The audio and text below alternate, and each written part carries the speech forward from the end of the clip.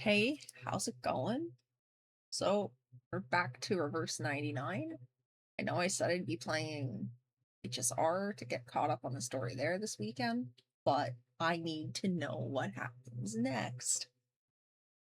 Back to this, pattern of I can't wait till the next time to see what happens.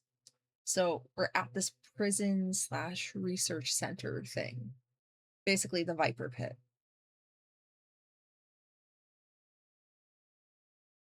And it's like the Manus people have already taken over it. We're there. So what happens next? That's where we're at. And the last time doing this, I kind of fell asleep partially through subchapter 10 here. So I really don't remember what happened. So we're just going to pick up there and hopefully see where that goes. Oh, I don't want to skip you. Auto.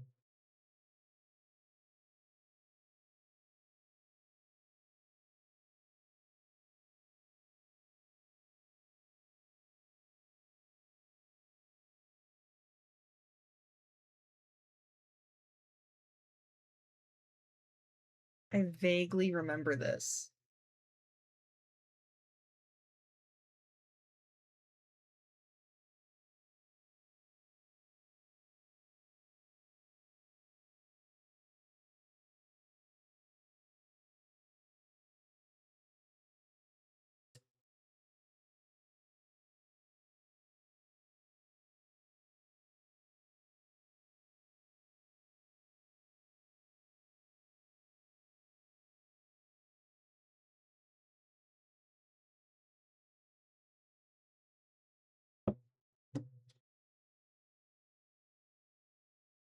Yeah, I really vaguely remember this.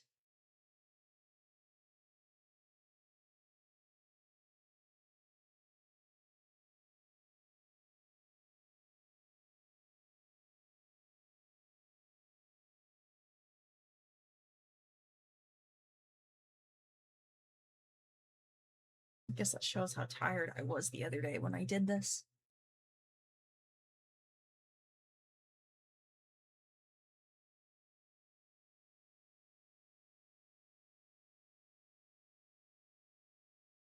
I remember the guy with the bandages got shot.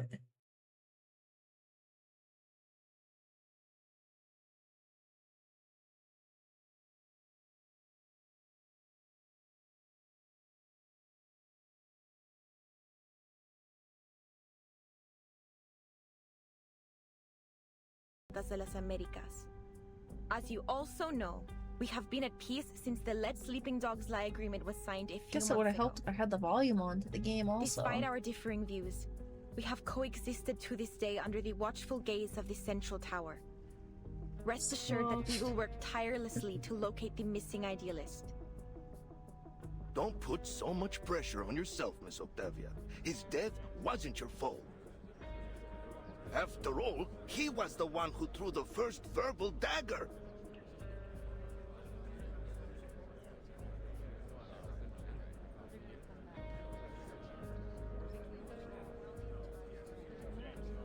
Show some respect, you morons. The idealist is missing, not dead.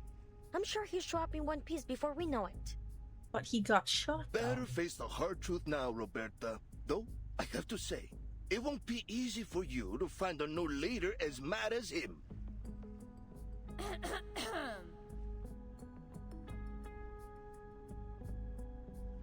Please, everyone, quiet down. According to the agreement, today's Congress should have been chaired by the idealist. Since he is still missing, I will be acting on his... Pardon my lateness. Go ahead. I'm ready to moderate.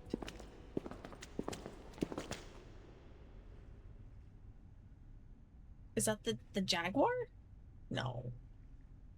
Miss Vert, I looked over the incarceration and visitor records from the past 6 months.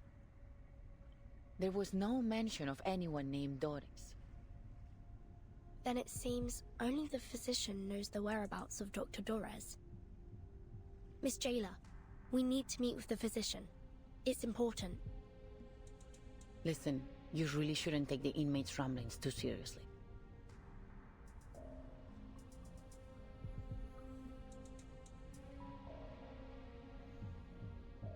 But if it's as critical as you say, I'll make another request later. That said, I'm afraid the meeting won't happen for at least a few days. Understood. So we're stuck there. For now, please join us for today's Congress. Espectacular! Do you hold literary salons like this every day? This place is practically a writer's paradise. So, you're the host of the salon, Octavia? I say we set aside our differences and have a titillating literary discussion. You've come at the right time. You may serve as witnesses for the Congress alongside the jailer, like a citizen's jury in a court. Your suggestion aligns with the congressional rules. Very well. Huh? Congress? Witnesses? Isn't this a salon? Which topic are we discussing? Literary theories? Schools? Principles? Languages? Oh, narrative perspectives? None of those.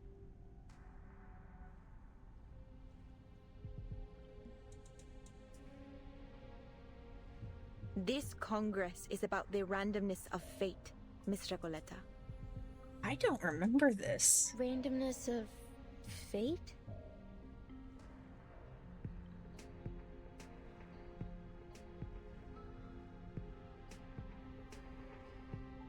Dear visitors from the Foundation, allow me to introduce the Kamala Congress.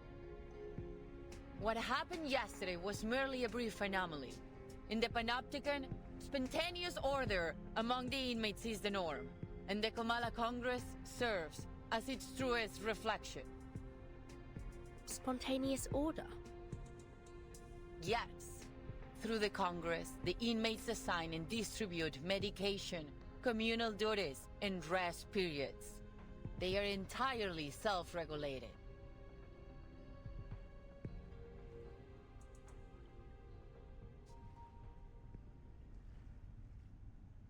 I hereby announce the commencement of the 7th Kamala Congress. Don't remember this. What's with the box and the dice? A cardboard box and... is that a paper die? Are we reading fortunes? It has 20 sides. Huh? We carefully examine hidden patterns, much like an astute astrologer tracks the movements of the stars. Isn't this...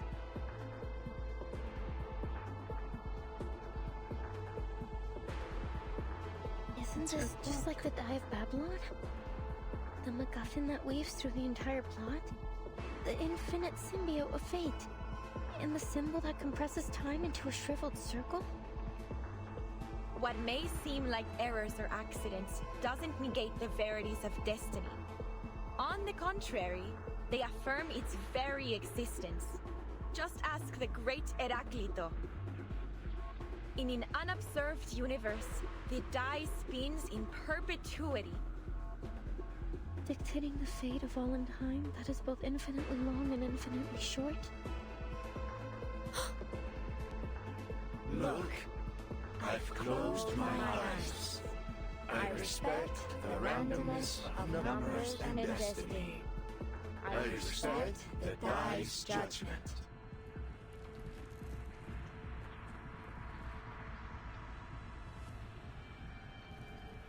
Otherwise, we will acquiesce and lose ourselves in the gaps of time and wander forever as ghosts in oblivion.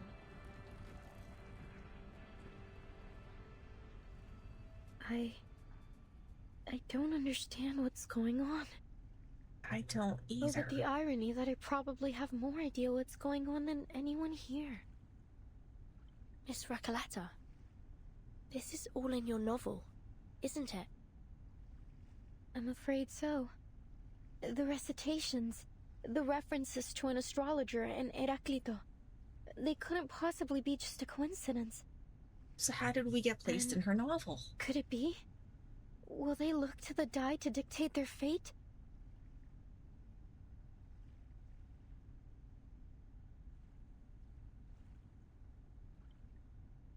I shall perform the first roll. Its result will determine the subsequent roll order for this Congress.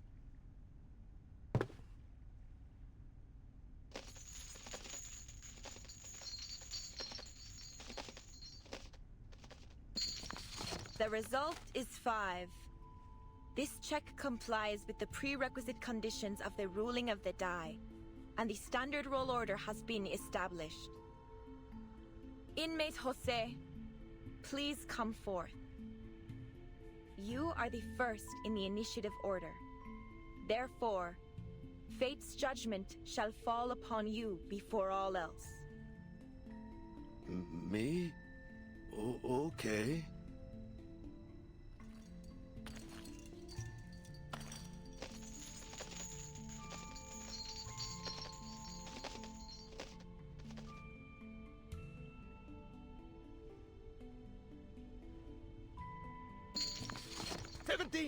It's 17!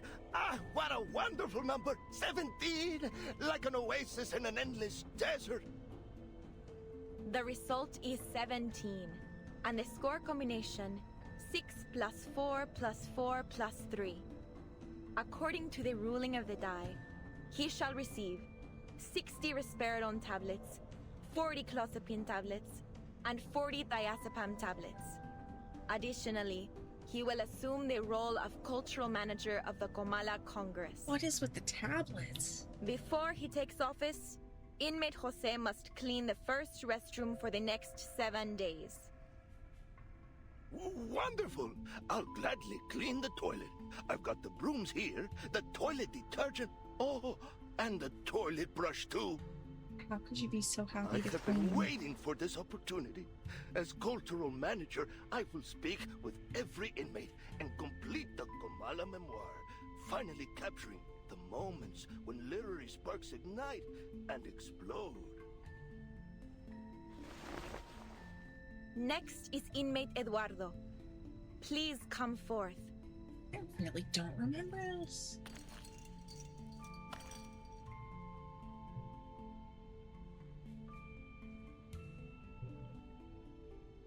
But I can't remember the ruling of the die. I can't remember anything. Damn it. Sorry, Senora Octavia, but I don't think I can do this. I didn't get any medication in the last Congress. Oh jeez, hold on I've one had second. multiple episodes. It's like my brain's jammed or something. It's all right, inmate Eduardo. It's easy. You don't need to know the rules to roll the die. Give me your hand, I'll help you.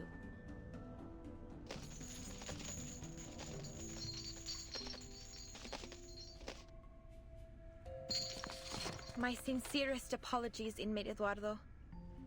The die dictates that you must voluntarily descend into the sewers and write the thematic keyword that currently causes you the most anxiety on the walls. I thank you very much, Miss Octavia. Into the sewers. I Oh think my head's god. about to split in half. I need a moment to rest before I head down there and fulfill my destiny. This is one dice game I don't think I'd ever want to play.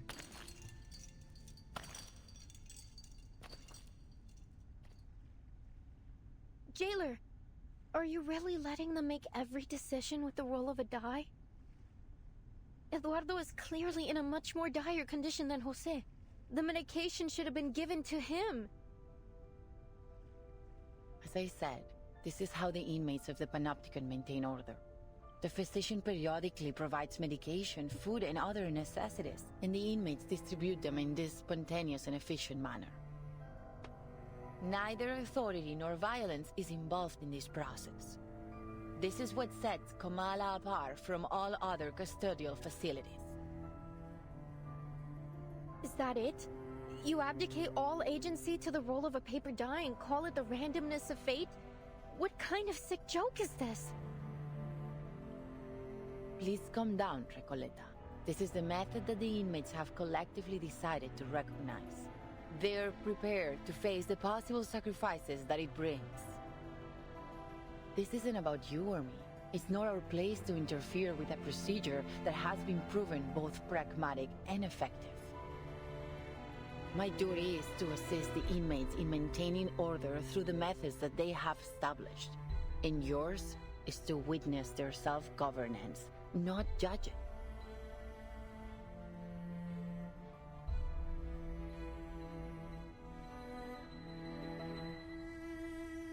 If everything somehow unfolds as it does in my novel, then every role is already predetermined. Verton, do you remember the story I told you last night? The odds of both success and failure were consecutively multiplied. I remember. As soon as a character experiences a failure, they continue to suffer failures in an endless chain reaction. None of Eduardo's future dice rolls will ever result in a number higher than 10. At this rate, this system, this sociedad, ruled by the dice of Babylon, is bound to collapse.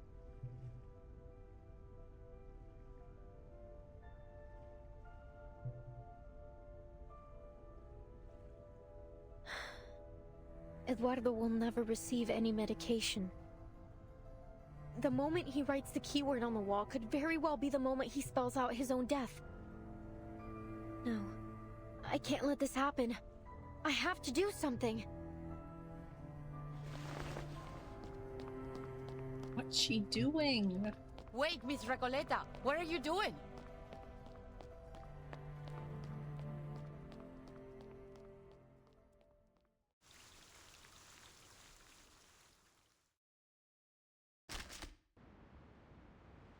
I really do not remember that chapter. Honest to God, I don't remember it.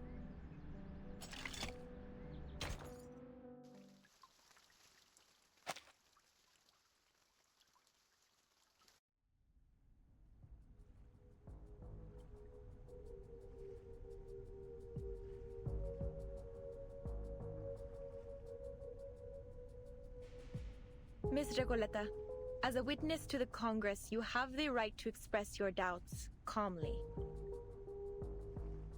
Listen, you...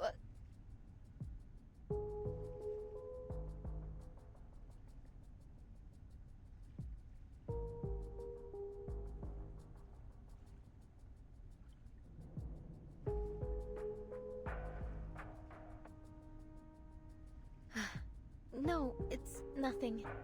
It's just that I'd like to participate in the dice rolling ceremony. What is she doing? Of course.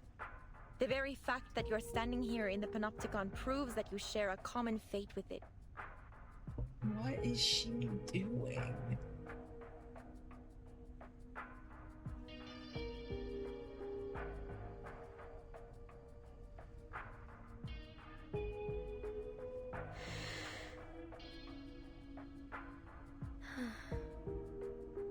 It doesn't matter when I roll the die, since the rolls are simply a reflection of the randomness of fate, right?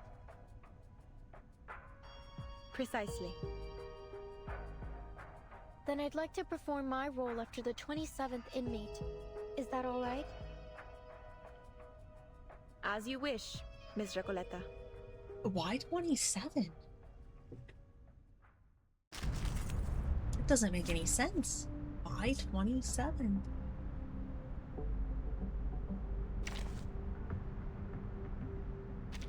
No wingman is needed.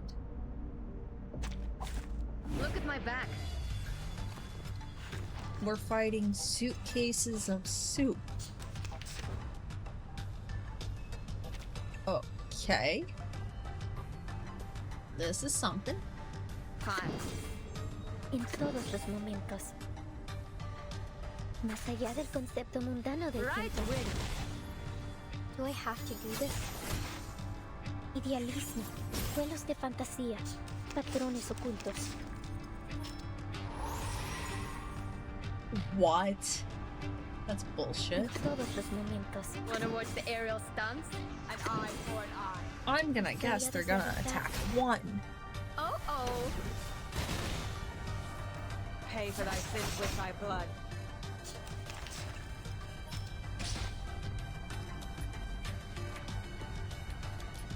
I don't like this. I don't like the dice A game. tooth for a tooth. Más allá del concepto mundano A del little tiempo. trick. Feeleth pain and knoweth regret. Do I have to do this? How are cans of soup this damage resistant? El camino Soup's hacia not supposed to be this strong. Wanna watch the aerial stunts? en la acumulación de laberintos.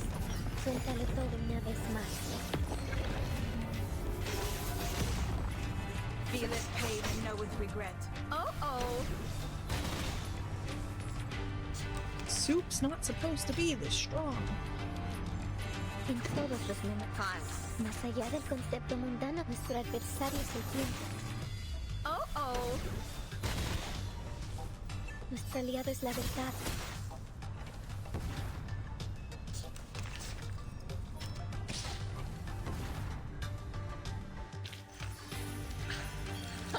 Red 30.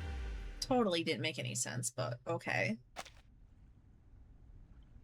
It seems fate favors you, Miss Recoleta.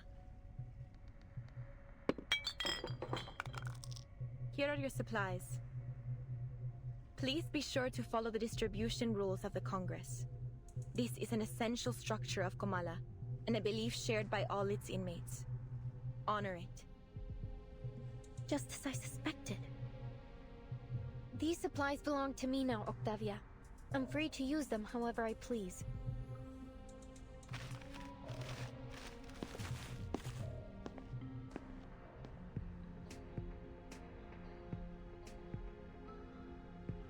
Here, Eduardo.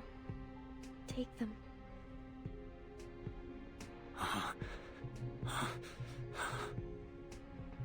But I haven't fulfilled my destiny yet.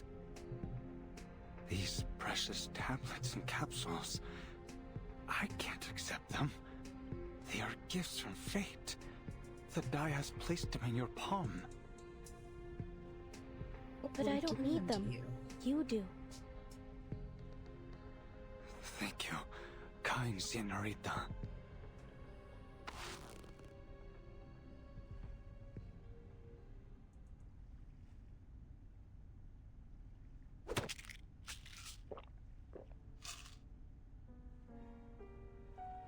Eduardo, what's wrong? Are you taking the medicine right now? There's no need to rush. There's plenty of it. You can have it all. He's gonna overdose. Por Dios, Eduardo! How could you squander fate's gifts like this? Kind señorita, please, give me the medication. I need it more than anyone else. No, I'm the one who needs the most. Give me the medication. She shouldn't have intervened. I beg of you. She shouldn't have With the intervened. protection of these amulets, I might finally be able to get a peaceful night's sleep. No more trembling floors and wailing ghosts. We're gonna have a full-blown prison riot here. Over medicine. Enough! Like shit. Enough!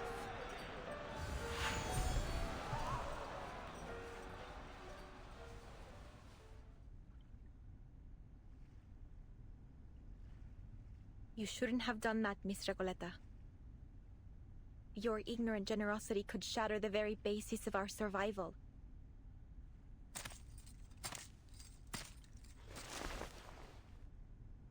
Oh no, she's in trouble.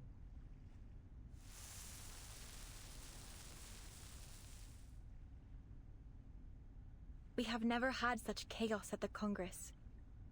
Understand this. We rely only on the randomness of fate to distribute supplies and assign responsibilities. If you disrupt the status quo, the entire system of the Panopticon will collapse beyond repair. It is only by respecting the arbitrariness of fate and adhering to the rules of the Die of Babylon that we have kept this place functioning all this time. The Die of Babylon? Tell me, how did you know this name? Are you the one orchestrating this whole thing?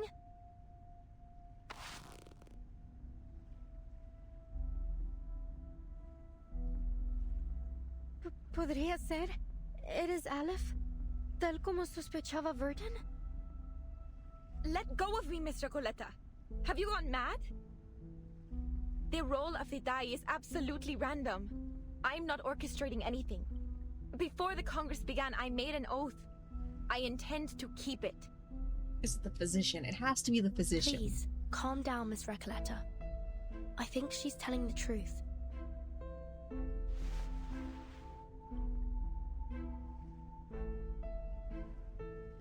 Sorry, Octavia, but please, you have to tell me how you learned about the Die of Babylon. I must know. Only my pen pal and I should have any knowledge about this die. I heard about it from the physician.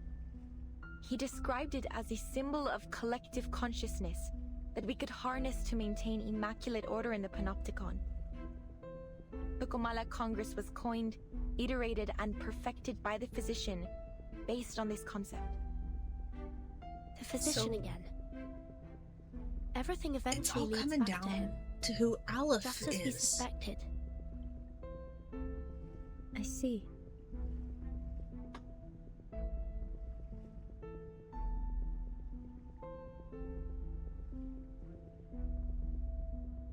Jailer, we have to meet with the physician in person.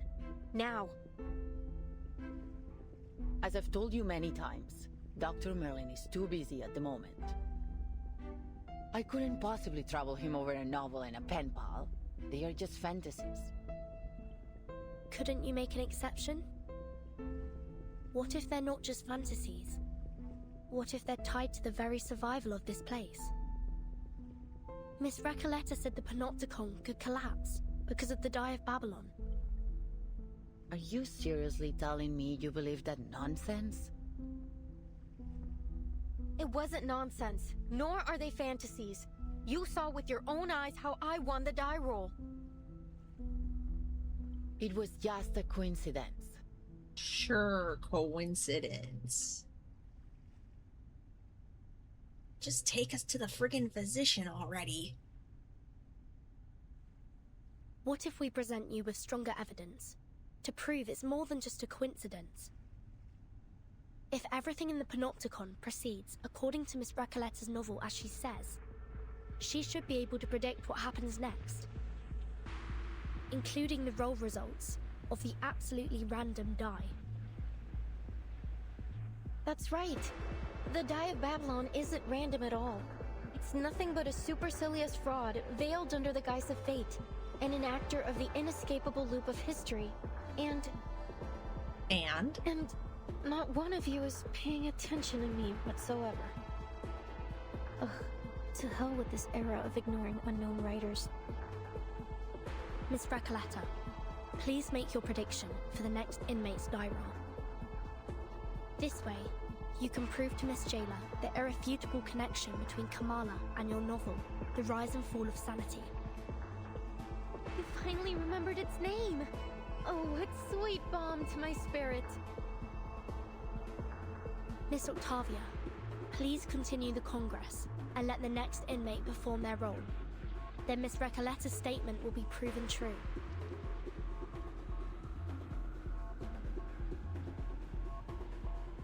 I appreciate the reminder. No matter the interruption, the Comala Congress must go on. Though not for Miss Recoleta's sake, of course. Next inmate, please. Watch, it's wrong.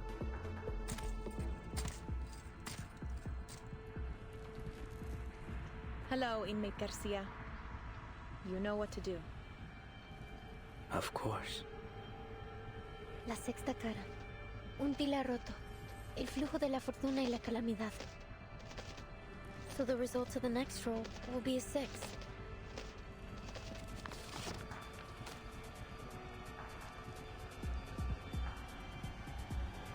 How'd you know that? As You're a fate psychic. reveals, the number is 6. Just as Miss Recoleta predicted. That could still be a coincidence. Do it again.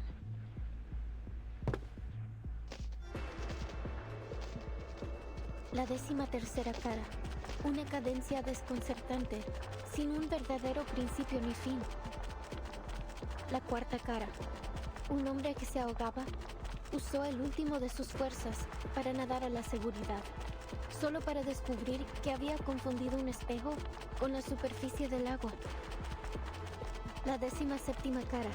Cojeaba hacia el distante oasis, solo para que la débil humedad y la inquietante quietud revelaran cruelmente que era un espejismo. La 6ª cara. Otro pilar roto con grietas idénticas a la última. Confirmó la hipótesis de la investigadora de paracausalidad. Este lugar solía ser un edificio circular. Is that enough? I've almost finished the entire chapter. It's not possible.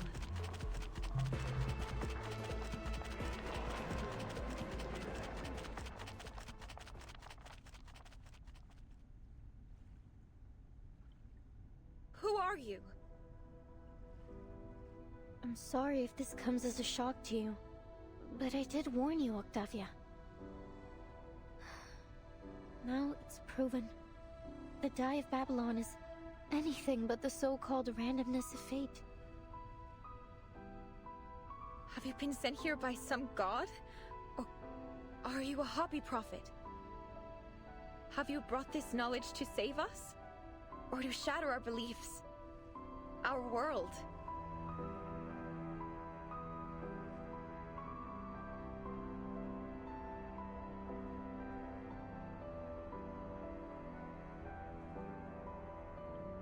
What is this thing in my hand?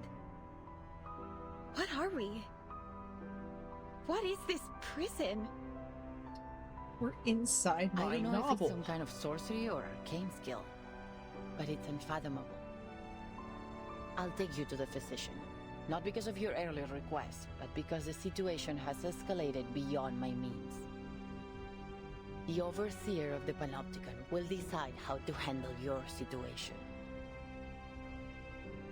To be honest, Miss Recoleta, I wasn't sure you'd be able to correctly predict everything. Timekeeper, are you saying that you risked everything on a hunch? It worked, didn't it? Come with me. Dr. Merlin's office is in the central tower.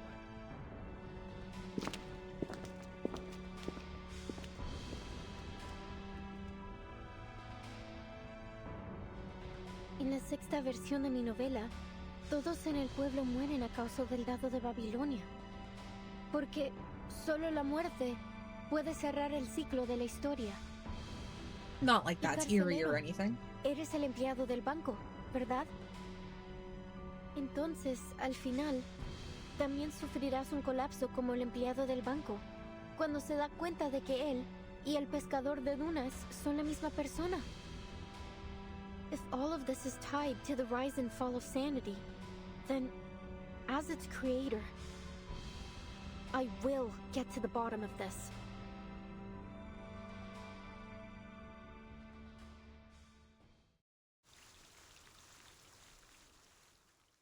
How's the physician gonna react to all this? He has to be that Aleph. Has to be. I mean, like, who else could it be? I mean, wasn't there the other guy in the physician's office? But, like, I don't know. So now we're gonna go to... I can't remember her name. Doris? Doris's, point of view?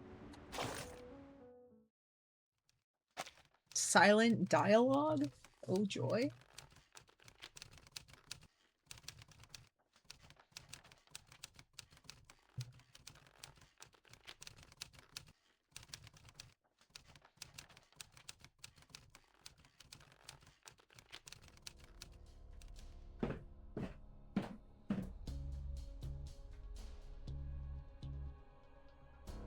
He's alive! He's alive!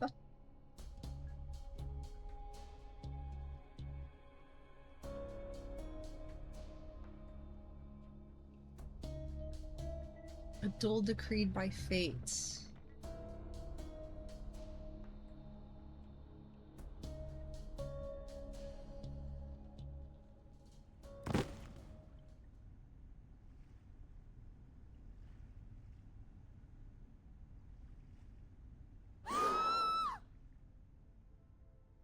I don't understand what this thing is with the pills and everything.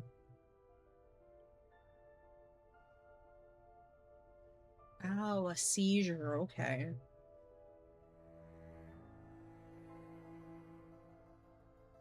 Because fate called for it, he falls to the ground, seizing. Because that makes sense. They don't want the doctor to help.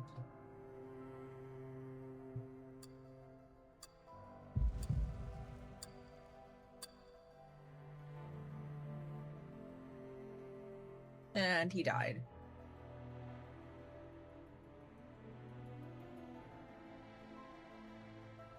Does this Congress thing end with a death?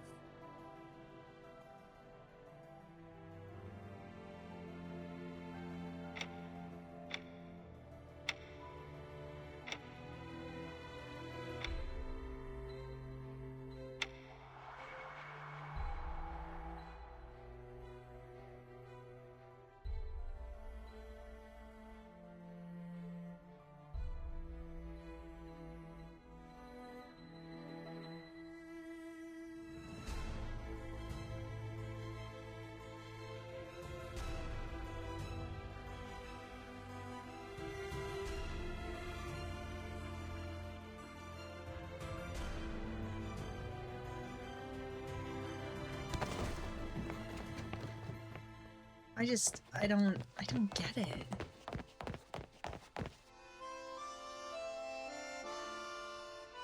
Only the position of the overseer of this place can save us. We must know the rules. She doesn't want to disclose anything.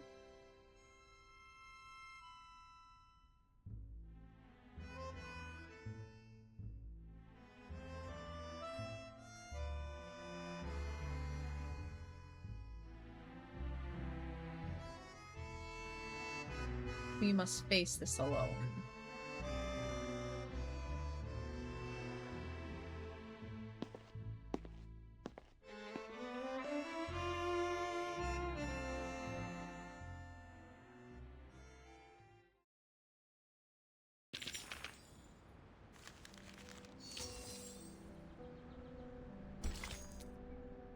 We meet the physician.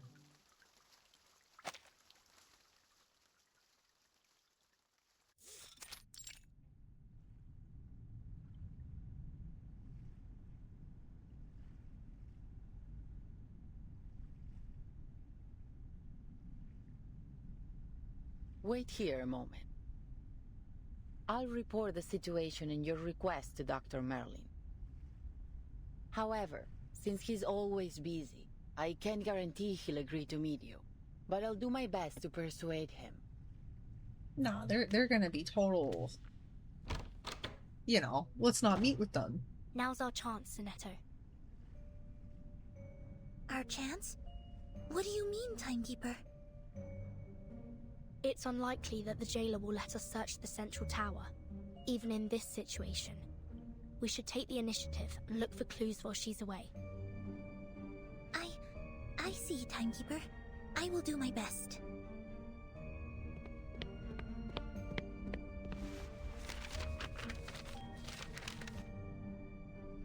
Thank you for your assistance, Miss Recoleta.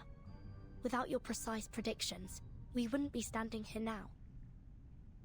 I haven't yet grasped the connection between the die, your novel, and what's happening in this place. But by process of elimination, it's almost certain that your pen pal, Aleph, is right behind this door. Are we sure of this? Sometimes I envy your decisiveness, Vertin. I'm sure many people have praised this special talent of yours. Are you all right? You don't seem as excited as when we first entered Kamala.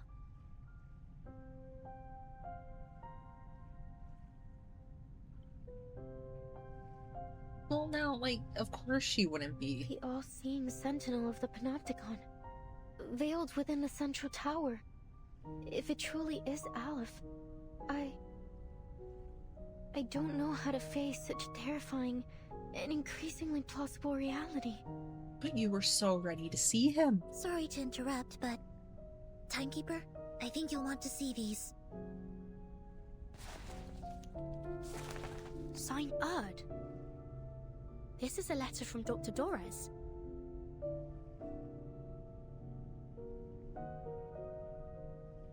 Her handwriting, it's as beautiful as I'd imagined. Who is it addressed to?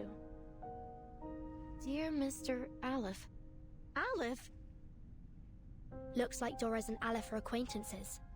Or at least, they've had some correspondence. It has to be the Dear physician. Mr. Aleph, my apologies if this reaches you at an inconvenient time. I am Dorez, pen name Erd, an ordinary inmate of the Panopticon of Kamala. I write seeking your guidance, if you wouldn't mind offering it to me. I heard from the physician, Dr. Merlin, that... It's not the You physician. have the answer to every question. A statement which has been echoed by the idealist and the Who the other hell is inmates. he? I have something I wish to ask you. What exactly is your role at the prison? Chief Warden? A secret backer? An observer who dominates the prison? Are you truly the supreme ruler of the Panopticon of Kamala?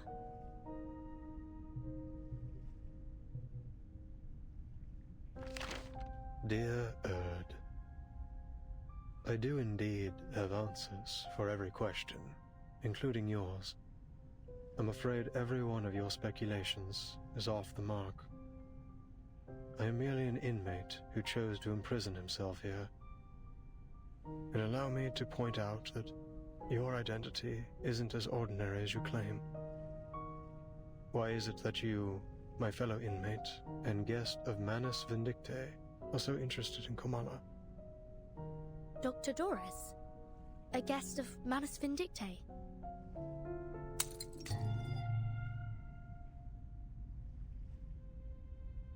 It came from inside the room. Do you think they're okay? Somebody's been Taylor stabbed. and the physician! What happened? Somebody's been stabbed. That is my guess. I'm not sure, Somebody's been stabbed. but it could be bad. Come on, let's go in and see if they're all right. Carefully open the door.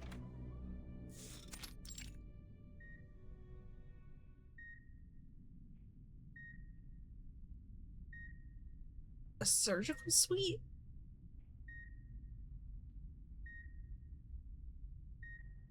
It seems we've stumbled upon the physician's...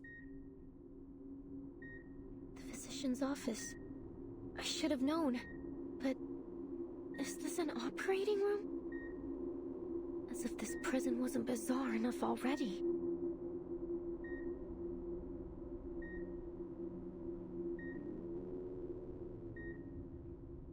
Didn't I tell you to wait outside? What do you think you're doing barging in like this? We were just worried about your safety, jailer. Enough. Get out of... Quiet.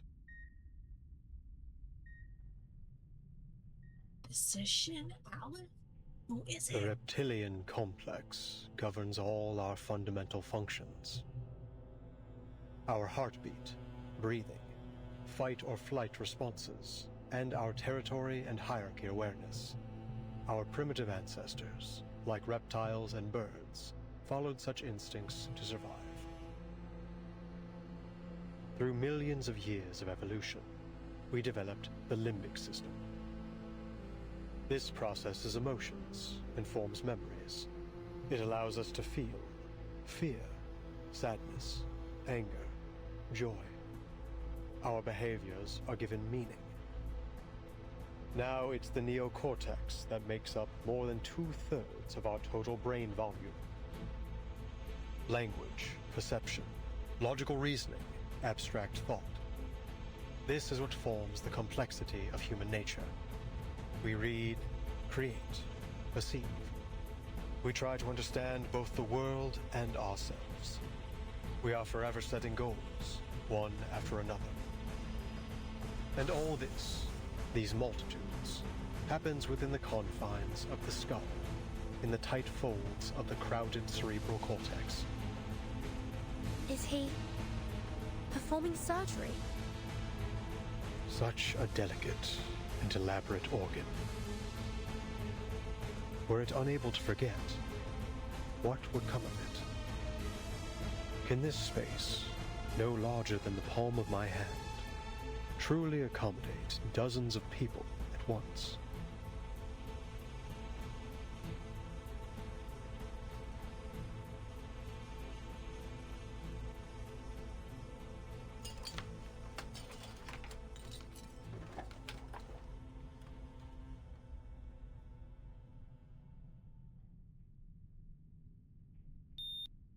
What's happened to the patient?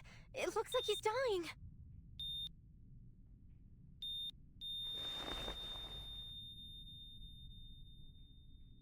Oh shit. ¿Fracasó la cirugía? Nonsense. The surgery was a tremendous success. I have erased his debilitating hysteria and restored order to the Panopticon. What are you trying to achieve by barging in here?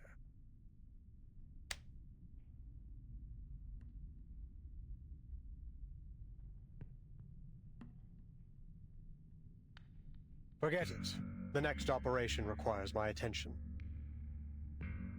Jailer, show them out. Bring me the next patient in 15 minutes. I'm sorry, Miss Burton. I'm afraid you have to leave now.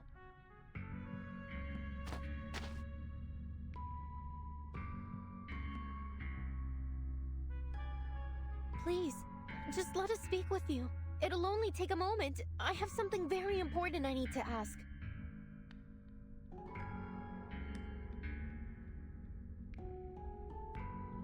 Important. Nothing is of greater importance than my experiments in the Panopticon, outsiders. To ensure they continue, the stability of time and schedule is absolutely paramount. Experiments in the Panopticon? So you really are the controller of the prison, then? Controller? What an outdated notion. Superficial, really.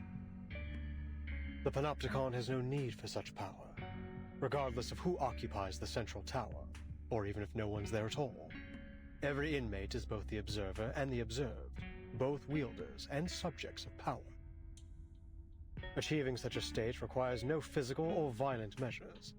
The structure of the Panopticon itself is the mechanism which sustains it. Kamala is simply a manifestation of this model. Once I confirm its feasibility and adaptability, this model can be applied to any functional setting with only minor modifications. So far, it has proven to be far superior to any current system of governance in our world, transcendental even. Curse it. Why am I wasting time explaining this to you? Time is running out. Just ask the question already. Is he Aleph? Dr. Merlin, you keep mentioning time. What exactly do you mean by that? Really? You need to ask? Even those oily-headed lunatics know it. The end of this era is imminent, is it not?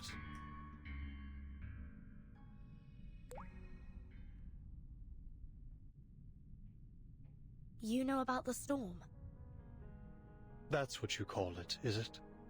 A storm that washes everything away? You employees of the St. Pavlov Foundation should know better than I. Soon, this era and everything in it will cease to exist. I must prove the feasibility of the Panopticon model before this place is turned to ruins, or something even more unrecognizable. A storm that washes everything away? Burton, what on earth are you two talking about? She's totally gonna forget to ask her question.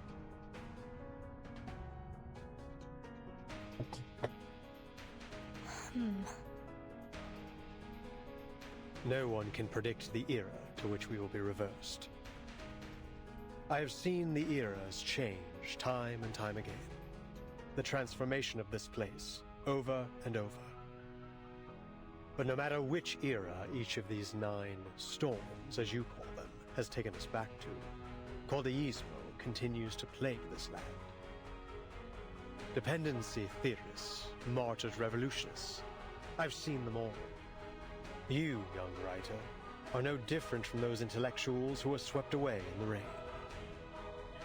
There is no romance in this era, only the repeated cycles of madness and brutality. An endless, meaningless struggle. That's a shame. Only in this forgotten corner can we momentarily escape the plundering of the marauders and the chaos they unleash.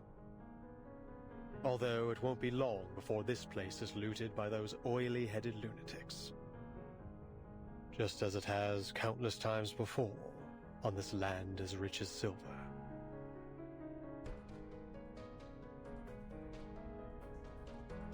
But there is still hope. Even in a wasteland, we may still be saved. As long as I uncover the path to transcendentality, I will find the ultimate answer. Ugh, I've already wasted far too much time on you. Leave, now.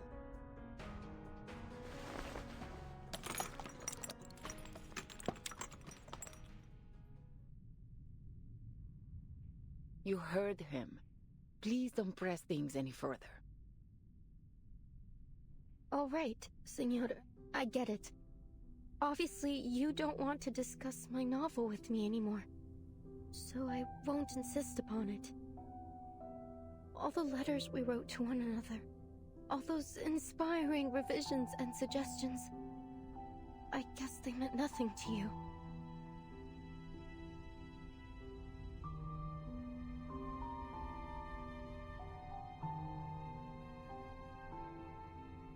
But there's still something I must tell you. Jailer, could you please allow us a private conversation with the No. With Aleph.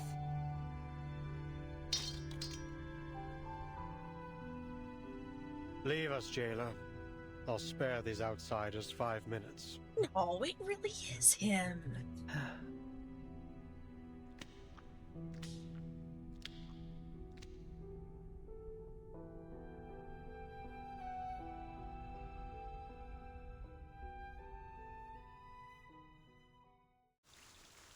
Of course, chapter's over.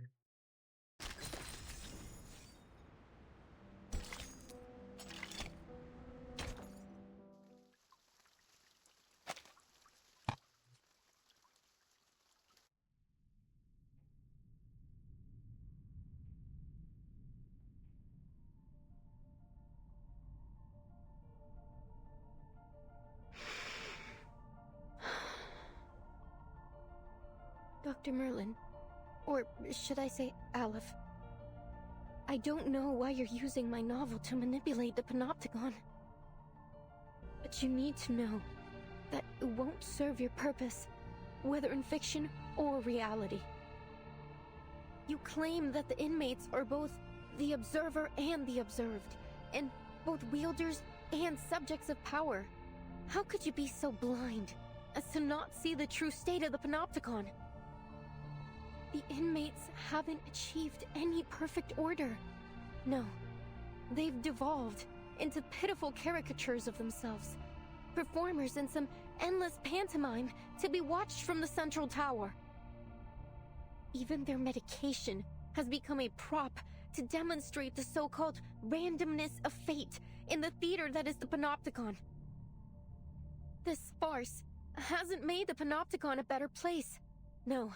It has warped it into a twisted theater of cruelty, where the sick are denied treatment and left to quietly perish in the dark corners of its halls. And literature has died alongside them. This prison is a monster, born under the gaze of this all-seeing power. Aleph, is this truly the ultimate answer you've been searching for?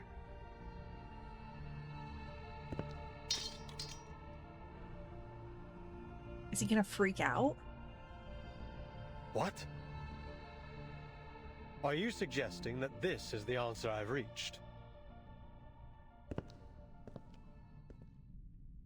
That my experiment has been a failure all along, and I've been too blind to see it? No, impossible. Foucault's theory is flawless.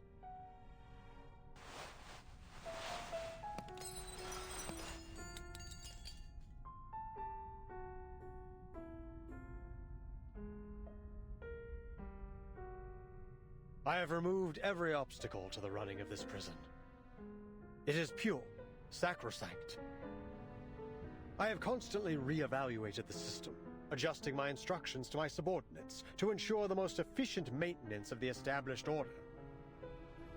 And now, you stand here and tell me that everything I've done has been meaningless from the very beginning? He's gonna lose his shit That the power soon. model I have implemented has already been replaced by an alternative? No, outsiders. The perfect order of the Panopticon shall not be disrupted. I will not be swayed by your lies. This facility is superior to all others. Nothing here escapes my notice.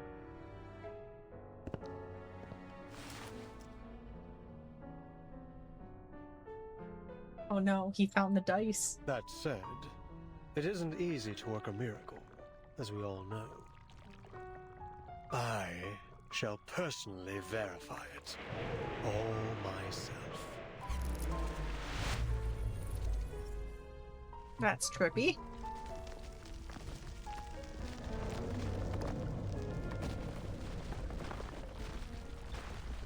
What's happening?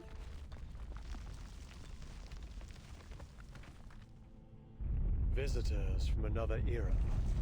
You have come here with plagued ideologies in an attempt to break the subtle balance of the Panopticon. But did you not notice the tiles beneath your feet? The cracks and water stains on the walls, constantly changing right before your eyes. This room, the previous room, every room, you have blindly wandered through them, seeing them as nothing more than the building blocks of a monotonous labyrinth. But this place was not born from the chaotic imaginings of a madman. No, every inch has been crafted through the meticulous harnessing of order and power. Every wisp of spider silk drifting in the wind, every speck of rust on the gallery rail. Every detail of the Panopticon has been built by my own hands. With this ever-shifting die, concepts may be transformed into reality, and ideals into substance. I observe the movement of every entity, the passage of every second. The moment you entered this realm, you too became subjects of my experiment. Didn't expect that.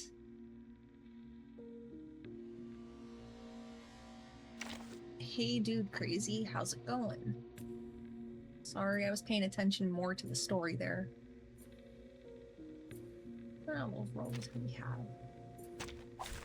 This trial is mine. Oh, a cool background there. Admit it. This is all getting out of hand. That's good. It's going well here too. I'm gonna try to finish chapter 9 All is tonight. under the Die's control. What may appear to be chaos is nothing more than a temporary deviation.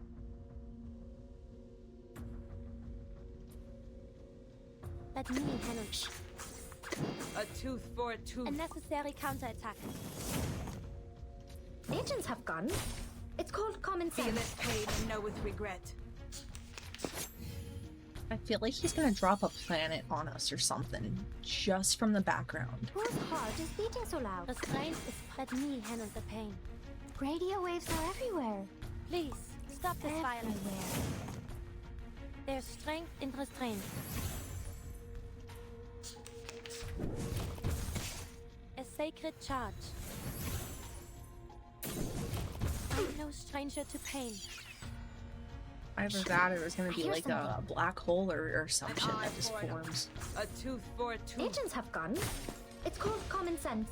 It's special, precise, perfect. It is far from perfect. You know that as well as I. Why else would we be conducting this experiment? It's an experiment? Are there any injuries? What? Just give me a shout. I'm here to help. So far, it's interesting, considering from where I left off last time. I was kind of falling asleep, so I'm more into it this time around. This happened when the Idealist was attacked too. To think we've been trapped in a prison fabricated by a die all this time.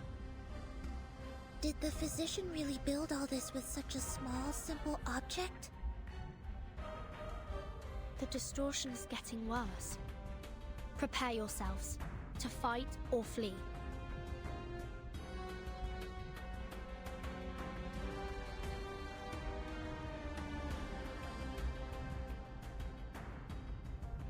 Please, Dr. Merlin, stop this! No. You're asking for the impossible. Power model of the Panopticon is destined to permeate all of society. Such insignificant interferences could never plunge it into chaos. But it already has, Merlin. You failed. Does he have a split I have not personality? failed. And as long as I keep the Is he prison just running, crazy?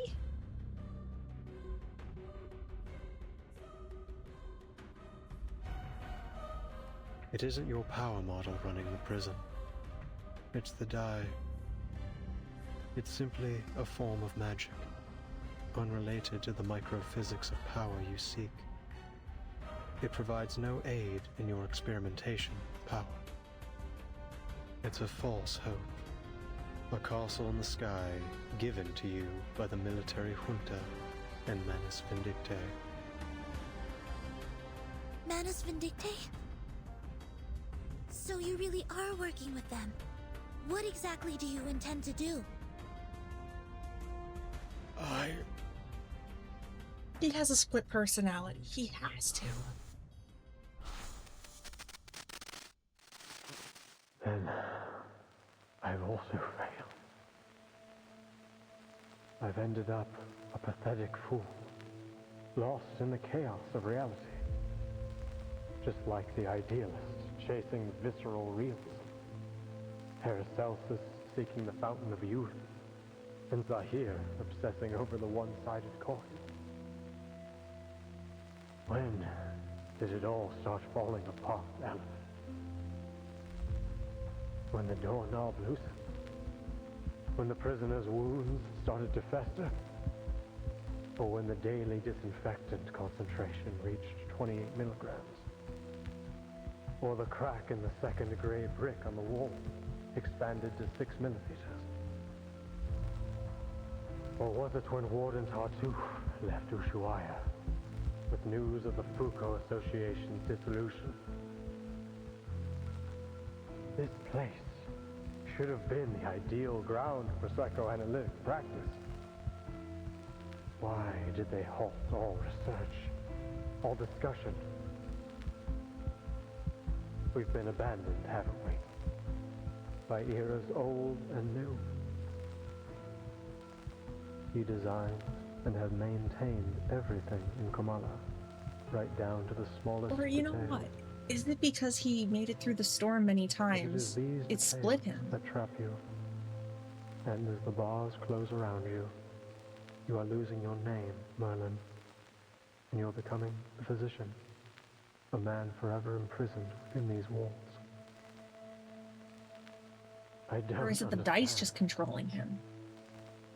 All these false eras are like a dreadful novel with no conclusion.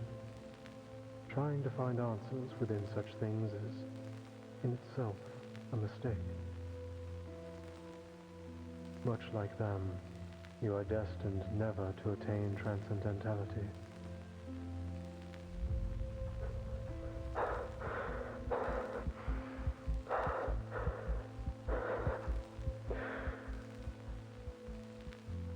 Tell me, Aleph, Does the ultimate answer even exist?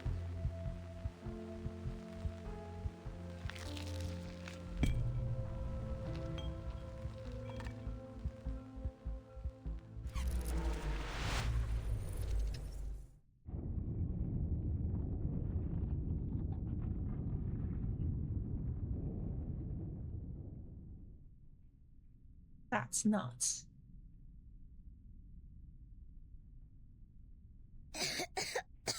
Timekeeper, are you alright?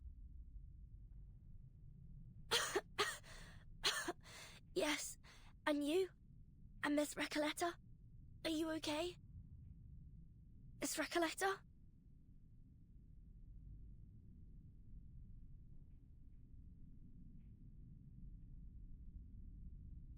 You're... His appearance had to have changed, right? The word utopia derives from Greek. It means no place. People cannot understand the structure of the labyrinth, yet they continue to follow its paths. They cannot comprehend the mechanics of fate, yet they believe in its jurisdiction. As if, by doing so, everything will naturally fall into place.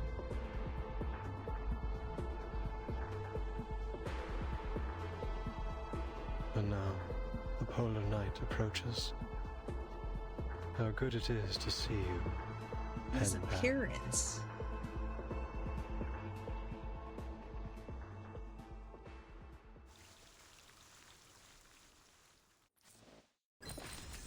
I guess I'm not the only crazy one. No, you're not crazy. I mean, like, this is definitely a lot darker than I thought it was. I mean, it just seemed like, oh, we broke into this place for knowledge and info about what was going on, but then this just took a dark turn.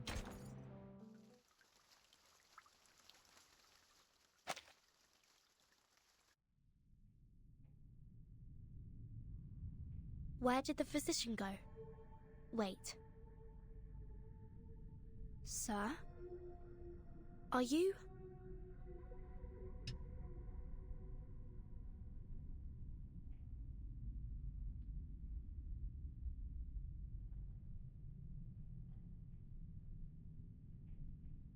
Unless, is he like Jekyll and Hyde? I mean, I can see that more now.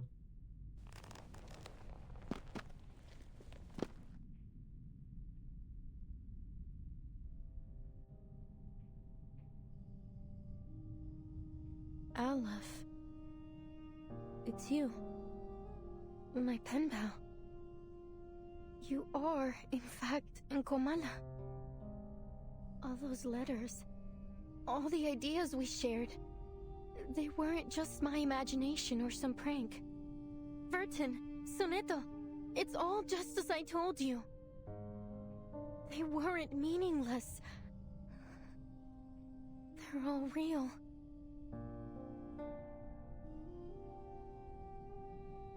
So, sir, are you Aleph, the ruler of this prison? Are you the one controlling the panopticon with the die? The one hiding Miss Dores's whereabouts? What curious inquiries. Quite different from the last 2,666 questions I've received. My guests, you may call me Aleph, or by any other name, be it a symbol of God's oneness or a farcical epithet. I mean, like, okay, from like other games, characters that use dice are pretty cool. I mean, like Galen from Genshin, Adventurine from HSR, him? Aleph, I don't know how I feel about him. I mean, his design's kind of cool, but he's creepy. I am merely one of the many prisoners who voluntarily reside here. Really creepy. A single letter in the alphabet of the Panopticon. A letter? The way you speak is quite different from Dr. Merlin. Still, I wonder what your relationship is with him.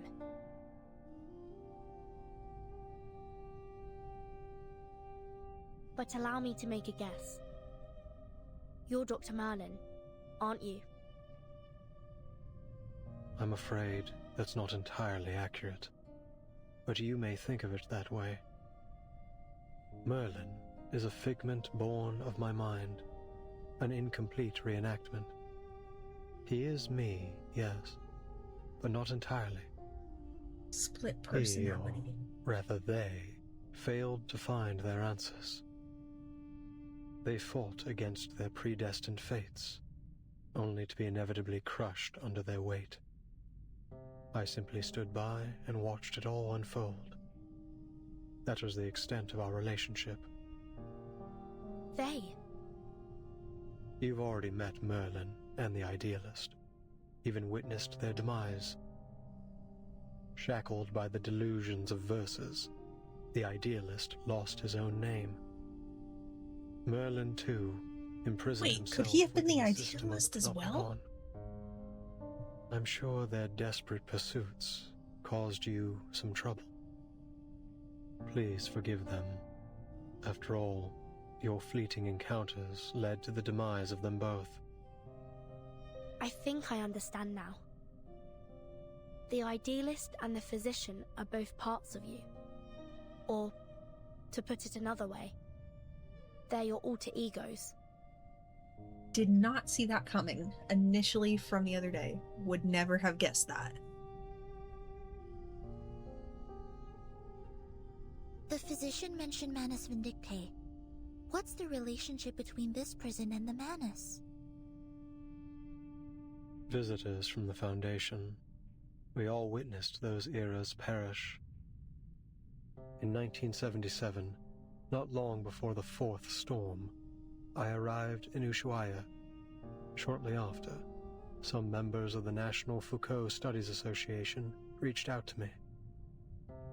But it wasn't just them.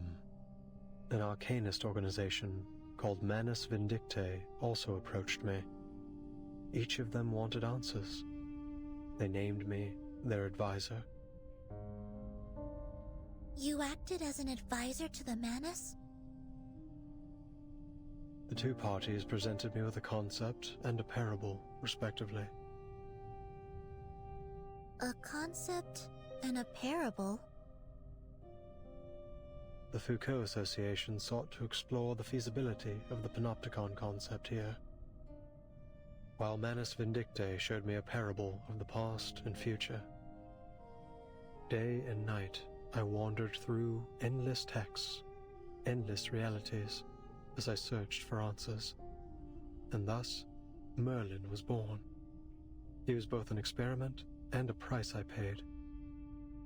A new concept, a new direction. Pursuing such things always leaves me confined by the limitations of human knowledge.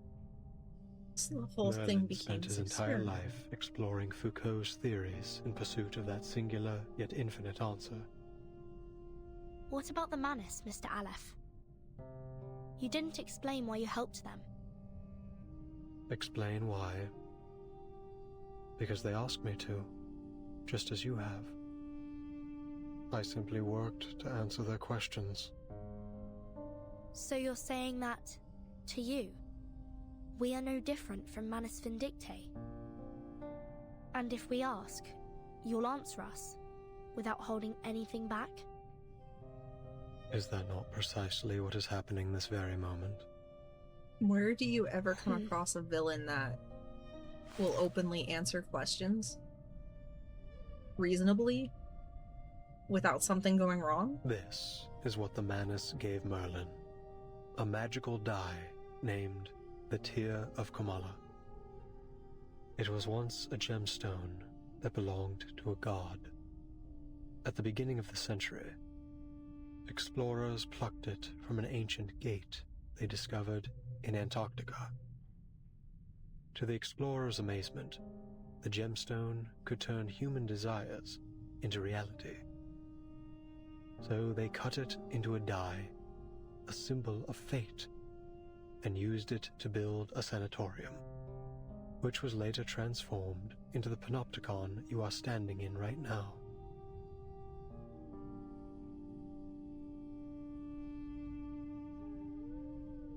Leave the outsiders Then- perplexed. That's an Aleph. understatement. You really are the mastermind behind the Panopticon?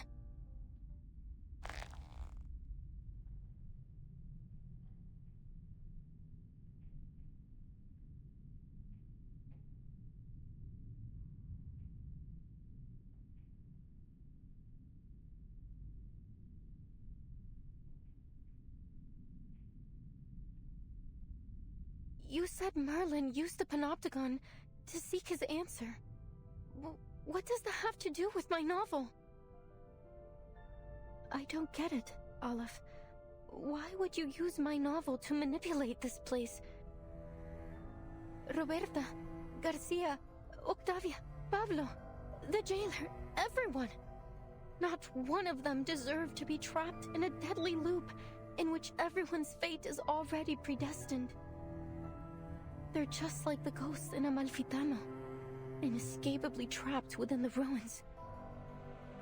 Tell me, what is it you really want?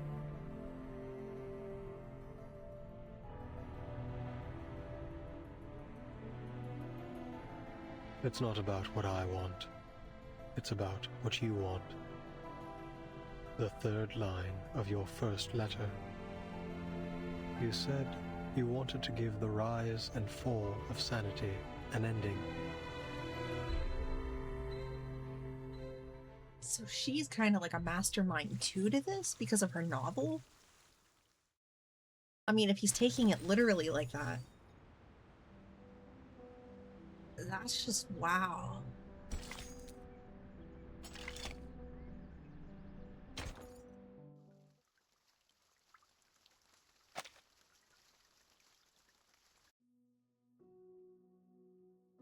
Los registros históricos del Dado de Babilonia aún se pueden encontrar en la biblioteca de la Universidad Santa Teresa. No. Una apertura como esta haría la historia demasiado ambigua.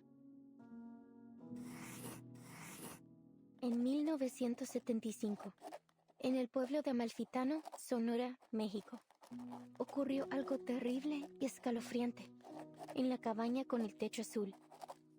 Todo comenzó con las costumbres peculiares de los Espera, ¿cómo supe todo esto? Necesito agregar un ro para el narrador. El cuentacuentos. Un poeta surrealista de México me contó esta historia. Una anciana entró en el bar, al que solía ir en el pueblo. Al mismo tiempo, El empleado del banco también entró al bar, trayendo la noticia de que una cooperación He's a co-author then? iba a construir una fábrica de jabón de galletas en Amalfitano. Espera, empleado del banco. No sabía que había bancos en Amalfitano. Pero sí, tiene sentido. Los bancos comerciales son, sin duda, un sello del capitalismo. Gracias, amigo por correspondencia. Antes de convertirse en empleado del banco, era un defensor de las antiguas costumbres del pueblo. Era un pescador de dunas. Después de aceptar el destino otorgado por el Dado de Babilonia, eligió dejar todo atrás. El triste y aterrador pueblo y los ciclos ocultos dentro de la infinita aleatoriedad. Oh, qué irónico. Pero también es realista. Ahora solo necesitamos un personaje contrastante. Un creyente en el destino. Una anciana tejedora se sentó en su antiguo taller, girando incansablemente su rueca. Un regalo precioso, otorgado por el Dado de Babilonia. La tejedora ciega relató suavemente todo lo que había vivido. ¡Qué idea brillante, Aleph! Una tejedora ciega no podría haber presenciado el asesinato. ¡Fantástico! En este caso, agregaré a un conductor de burros que es asesinado en este capítulo. Con cada una de tus sugerencias, la historia da un paso adelante. Gracias, Aleph. Pero Todavía no veo ninguna señal del final. Es I como mean, si their no brainstorming thing importara is kind of cuántos interesting. personajes nuevos agreguemos. Todavía falta algo en el pueblo desértico. They Me seem like falta somebody una figura who clave. likes to write. I mean, that's Aleph, the whole thing. ¿qué debo hacer? ¿Cómo le doy un final a esta historia?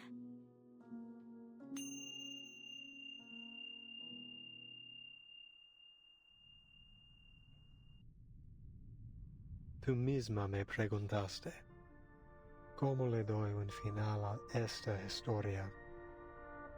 Me describiste cómo tus palabras se habían transformado en un rompecabezas desmesurado infinito, un lenguaje irreconocible, una colección de información ambigua y una parábola que había perdido todo su significado. La esencia de un final aún te roe, atrapándote para siempre en ese abrasador pueblo desértico. Todo lo que estoy haciendo es intentar encontrarlo para ti. ¿Estás diciendo que has estado manipulando los acontecimientos en el panóptico desde que intercambiamos cartas por primera vez septiembre pasado?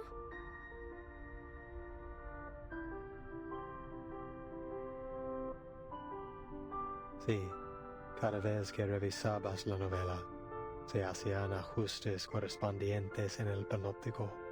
Reflejar fielmente las complejidades de cada detalle era clave para asegurar que la historia avanzara sin problemas. Totally just twisted. Estos ajustes los manejaba principalmente Merlin, a veces el idealista, y antes de ellos, Zahir y Paracelso. ¿Cada vez? 6 versiones de la historia del Amalfitano ya se han desarrollado en el panóptico. Eso significa la rana aplastada en el barro, la vaca muriendo de vieja, el lirón cayendo al mar, el fantasma asesinado en el duelo y los cambios repentinos al dado de Babilonia. Todas las revisiones que sugeriste, todas las muertes, el caos y la locura, ¿realmente sucedieron aquí mismo?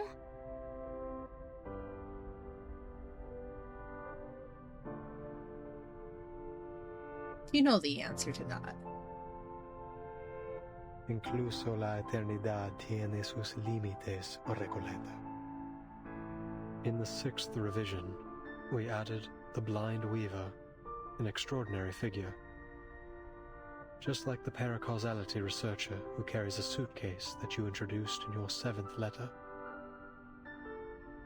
The paracausality researcher carrying a suitcase. Miss Recoleta, is this character really based on the Timekeeper? What? Of course not. The paracausality researcher is an entirely different character. Don't you understand? We're only one die roll away from the ending.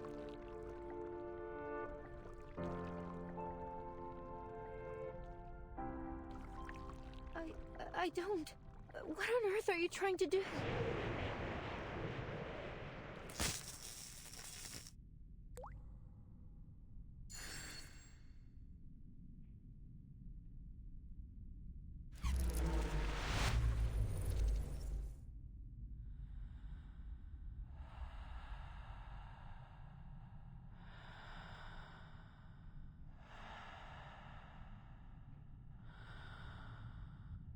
That's not eerie or anything. Totally not eerie.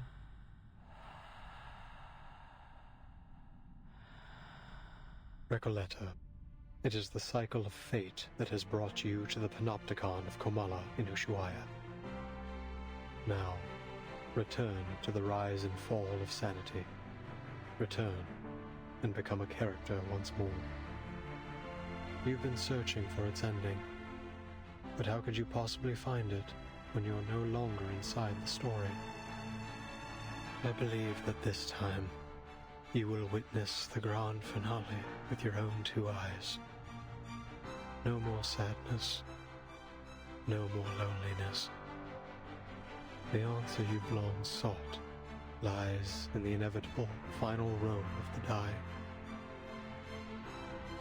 So, the jailer is the bank clerk, and Erd is the blind weaver. But what about Roberta, Garcia, and Octavia? They weren't even assigned roles. They were just playthings, helpless in the face of fate. What right do you or I have to decide what happens to them? To dictate their gains and losses? But they couldn't possibly understand such a thing, could they? To you, it's just a story. But to them, it is the manifestation of bittersweet destiny.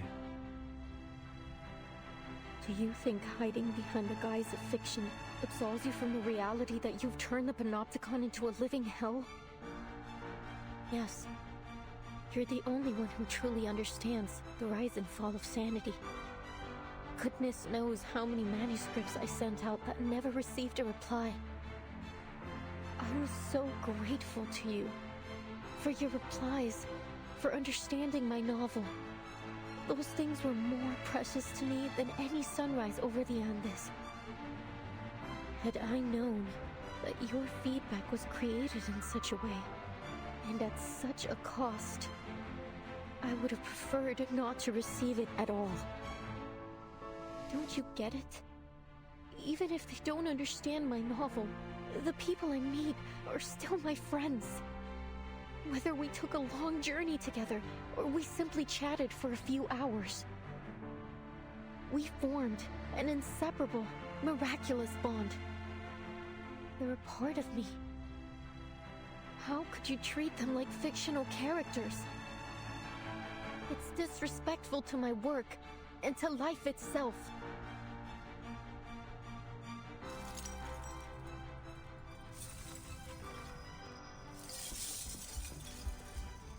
But you raised the question yourself. Why do you resist receiving its answer?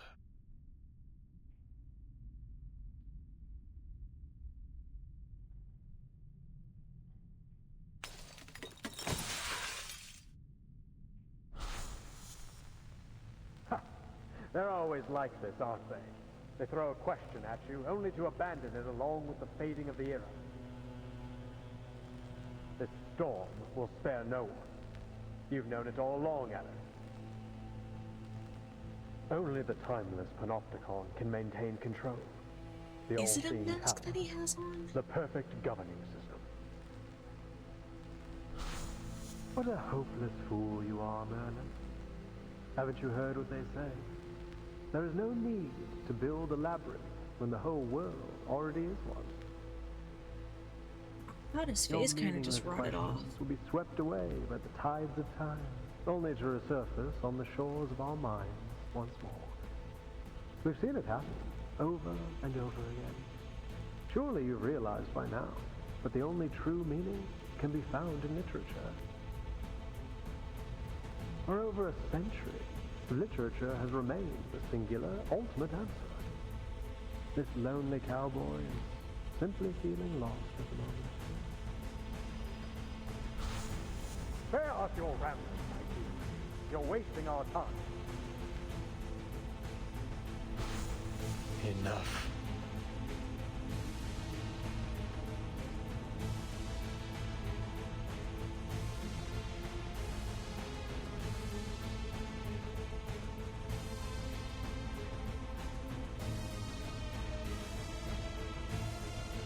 Aleph seems to be in a terrible state. We have to be careful. Something isn't right about that die.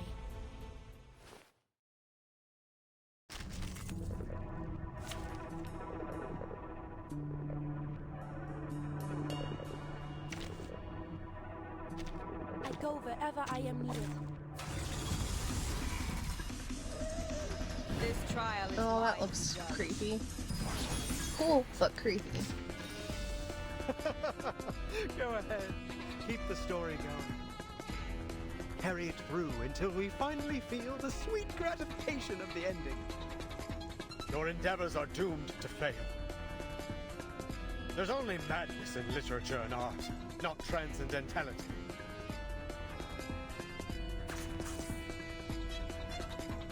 In todos los whose heart is beating so loud that many cannot. An eye for an eye. He's just crazy. En la acumulación de laberintos, suéltalo todo una vez más.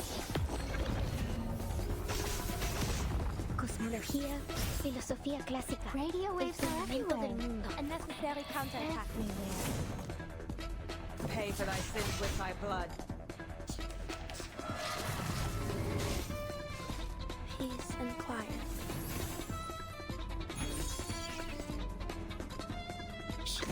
I hear a strange whose heart is beating so loud. Más allá del concepto mundano del tiempo. That means cannot attain. In todos los momentos. Please, stop this violence. Do I have to do this? There's strength in restraint. A truly villainous moment. I know what he reminds me of. Peace and quiet.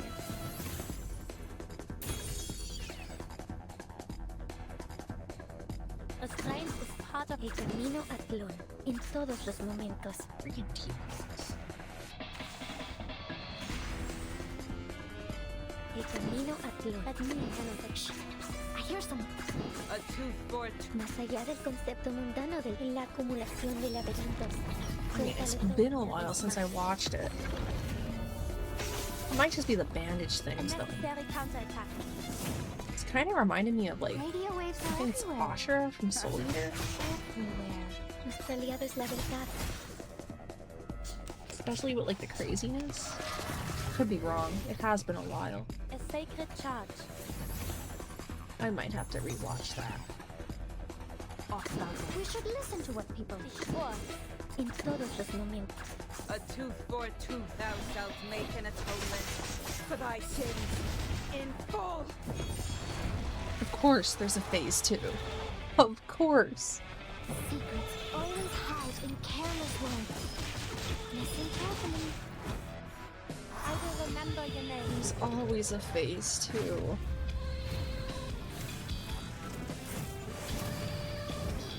Cosmología, filosofía clásica. The law el fundamento del mundo. Is above all else. El camino a Tlón.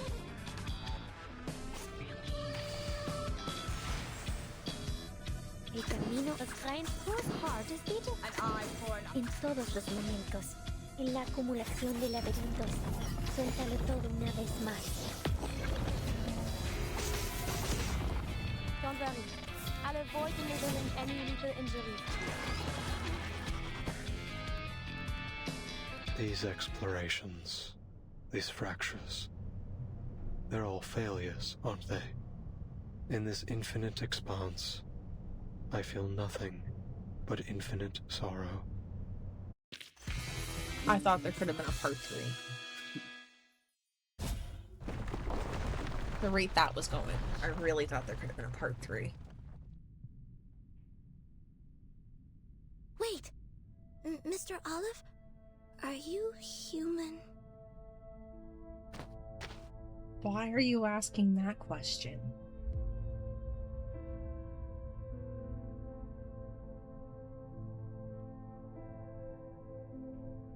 Please hand over the die peacefully. Mr. Aleph, please stop resisting. It's futile. Futile. Yes, it's all futile. The cage of rules, the ideals of literature, both are futile. Mere illusions conjured along the path to transcendentality. They all fear that they're nothing more than phantoms in someone else's dream. That reality will devour everything, including their very existence. That's why they drift further and further away from transcendentality. They couldn't break free from that false dream. None of them could.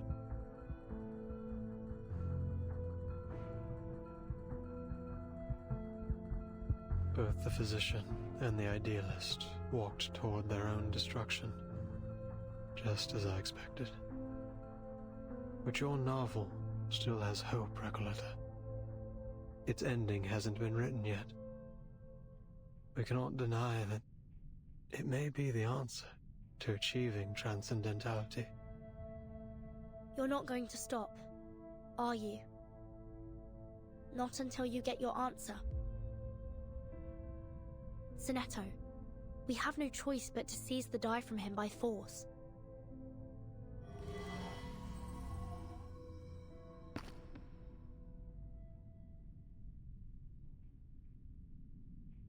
Enough. I was gonna say, is he accepting death? Enough!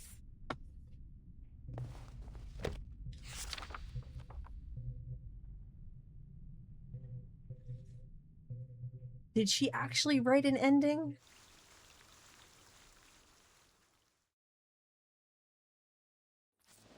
I mean, I'm just like waiting. The quill that she keeps, you know, holding might have like magical properties or something.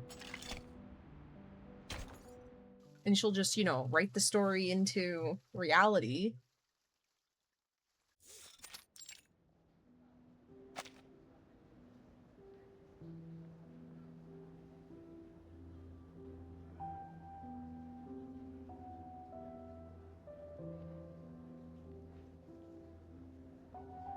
I'm afraid we can't publish your novel in its current state, Recoleta. We look forward to seeing more refined work from you in the future. Ah, Senor Cruz! What a pleasure to see you here. I'm an editor from the Naranja Dulce publishing house. Could you spare a moment to discuss the copyright for the Bluebird? We're huge fans of your children's literature.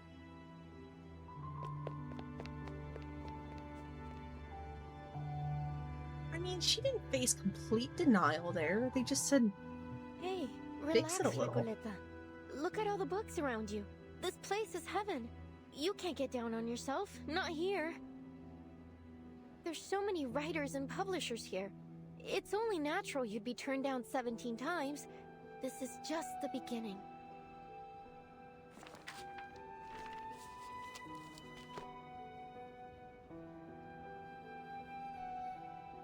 Now, which section should I visit next? Oh, this brochure might help.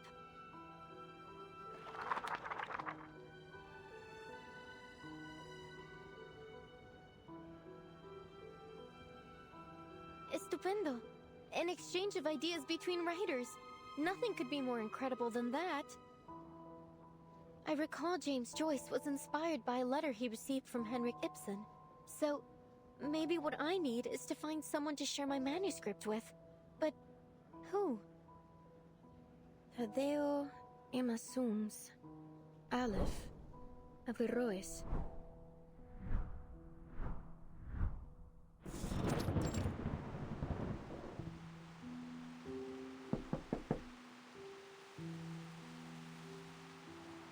Oh, it's you, senor. Don't worry. I promise I'll catch up on the rent next month. Although I must say, this apartment's hardly worth the price. The cracks on the walls must date back to the last century. Make all the excuses you want, Ingrid. If you don't pay the rent soon, you'll either end up in that crumbling colonial building on the corner or on the street, selling oranges at the San Telmo market. By the way, Julia told me you lost your job at the textile factory. You under some kind of can't work in one place for more than 3 months, curse or something, senorita. Oh, you don't even want to know about the terrible things that happened in that factory. All I did was lend the oppressed workers a hand. Bah, you're just like those college kids, full of hot air. Anyway, I am not here about the rent. Didn't you tell me to watch out for your letters a while back, when you just returned from abroad? Well, here it is, a letter for you. When all this began.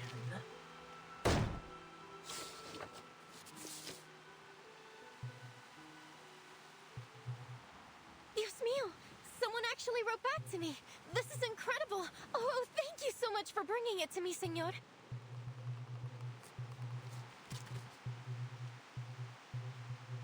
Dear Miss Recoleta. It's from, let's see, Aleph.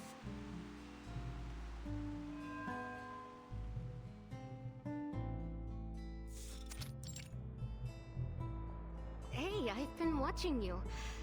You're not local, are you? What are you writing?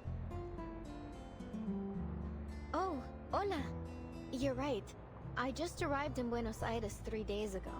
My trip's been a lot like a Copes Tango performance, full of twists and turns, but nothing much worth telling, really. I'm actually writing a reply to my pen pal. Long story short, I sent him a manuscript of my novel, and to my surprise, he actually wrote back. Amazing, isn't it? In our recent letters, we've been discussing how my novel lacks a key character to drive the story toward a decisive ending. So we've been debating whether to introduce a new ghost to act as a turning point for the story. Oh, so then you're a writer? Hey, Pancho, come over here. I found an actual real-life writer. What's the big deal? I wrote plenty of poems in middle school. Oh, so you're a poet. I have a feeling we're about to embark on an incredible adventure together. Are you interested in joining the visceral realism movement? Vis what? I've never heard of it, but it sounds like fun. Are these the two people that abandoned her in the very beginning of this chapter? Once I finish this letter, you two must join me on a journey to Ushuaia. I think they are. Ushuaia? The end of the world? Why the heck would we go to that The ice ones box? that abandoned her at the cafe. Oh, don't be such a downer, Pancho. Just think of the fun we'll have, the breathtaking scenery we'll see, and the incredible stories we'll hear. Fine, Maria. I'll deal with the cold if you really want to go so badly. By the way, could you tell us about your novel? Of course. I'll tell you all about it on the way. Now where to begin? Alright, let's start with the cottage with the blue roof and Amalfitano.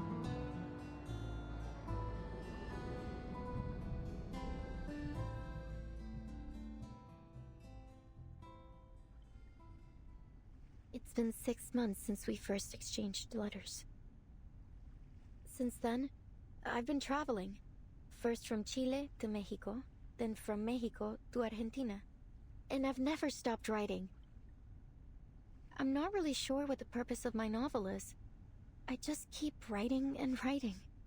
I can't stop. What power does literature hold? What responsibilities? Perhaps only by continuing to write will I understand one day.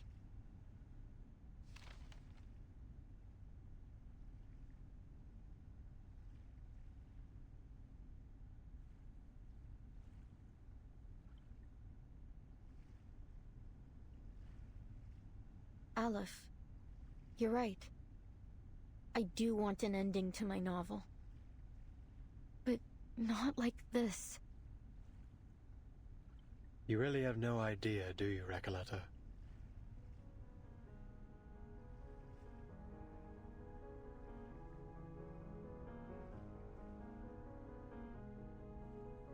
The rise and fall of sanity is your story.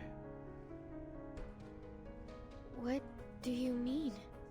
She's the main character. You are a ghost, wandering this forsaken land, still striving to create a miracle.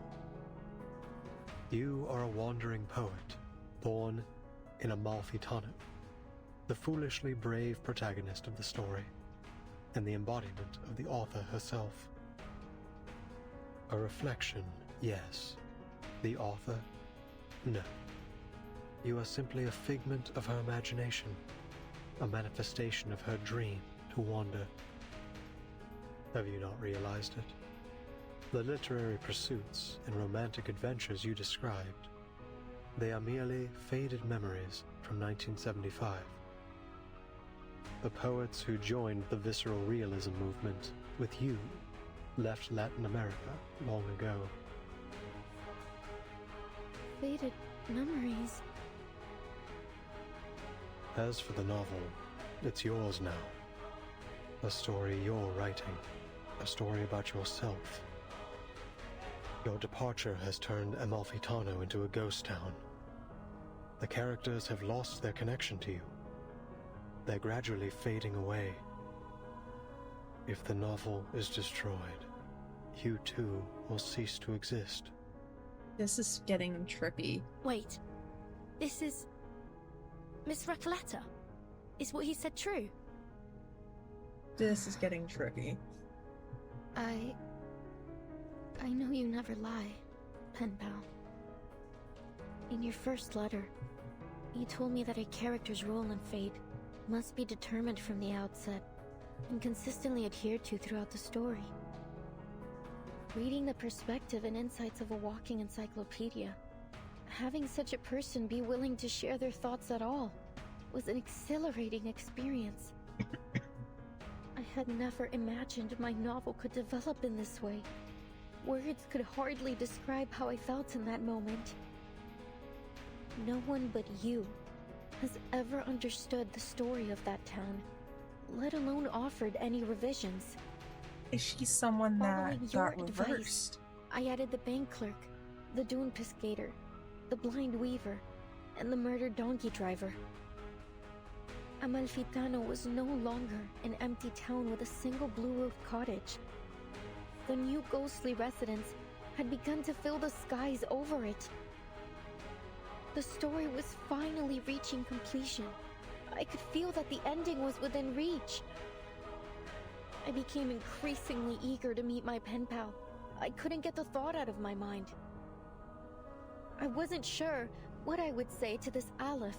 A simple thank you, perhaps? Or maybe a discussion about the future of Amalfitano with its sole reader. Or maybe I'm no different from everyone else. Led up the garden path by fate.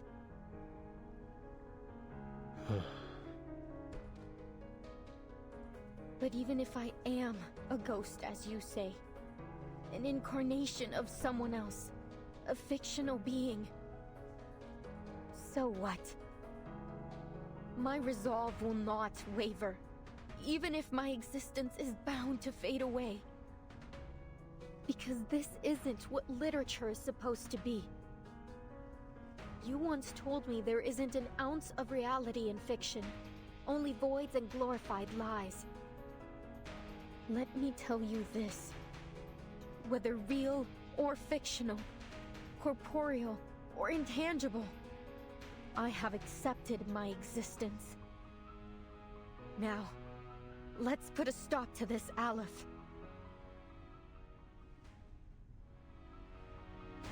The inmates aren't characters in my novel. She's gonna rip her book. They're people trapped in a prison, just as you are. By simulating my story here, you have made me into some kind of god, a guilty, false creator, a dictator of fate. I never wanted any of this.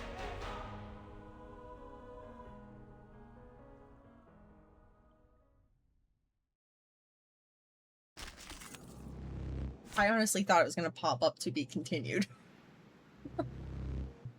Honestly, I thought it was gonna pop up like that. I go wherever I am needed. This trial is mine to judge. Oh, we're fighting ghosts. Lo veo. La frecuencia perfecta. La admirable. Creo que lo he encontrado. La fue. Las deudas de los muertos. Esas facturas. Todas han sido. ¡Ya no estoy atrapado! Desde el día en que perdí la vista, nunca imaginé que la rueda giratoria volviera a girar. En todos los mundos, hay más allá. A tooth for a tooth. En la acumulación de laberintos, suéltalo todo una vez más. Idealismo, Duelos de fantasía. She's not Legends have real. patrones ocultos. It's called common sense. El aliado es la verdad. Feeleth pain and knoweth regret. Peace and quiet. Oh, look at that. They turn invisible. A science is part of the training. How dare they? El concepto mundano de la acumulación de laberintos. Suéltalo This is todo totally una gonna vez miss. más. A necessary counterattack. Yep, totally miss. Do I have to do this? Hey, I'm the support A staff. sacred charge. Peace and quiet. It went invisible again. Whose heart is beating so loud? I hear something. Well, this one better Part hit. of the training. Don't worry. I'll avoid delivering any lethal injuries. Don't be so furious.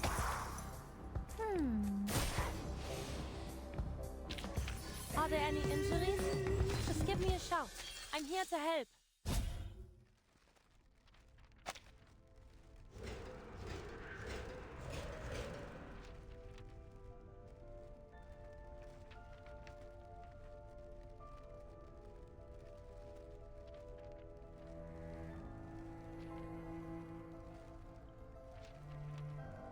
She become an orb? Huh? Miss Recoleta has vanished. Did she really cease to exist like Aleph said? Recoleta.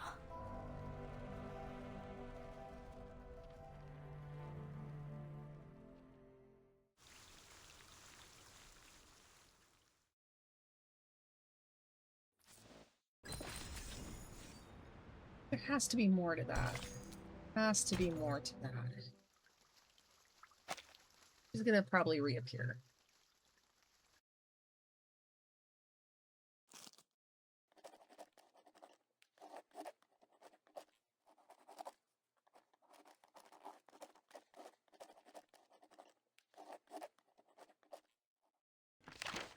Is it silent since she's not in existence anymore?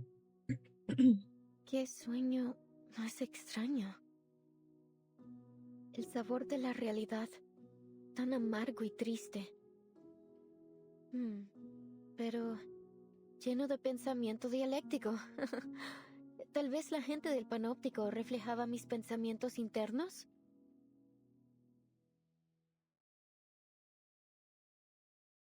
I love when games go like this with the background, like pencil drawing, black and white. Entonces You get all these realmente ads, soy like, un personaje en la novela.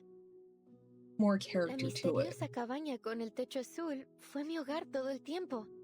Entonces, los rumores que los fantasmas propagaron eran realmente eso. Like Rumores. storybook vibes.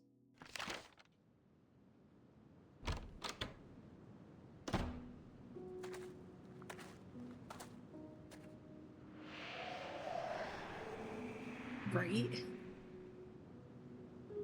Bienvenida de nuevo a Amalfitano, querida escritora. Gracias, querido ícono del capitalismo.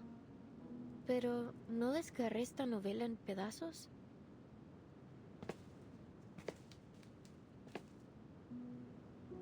Verás, Amalfitano es una dimensión más allá de la vida y la muerte. Este pueblo es un reflejo de tus pensamientos internos. Es incorpóreo. No puedes desgarrar algo incorpóreo en pedazos.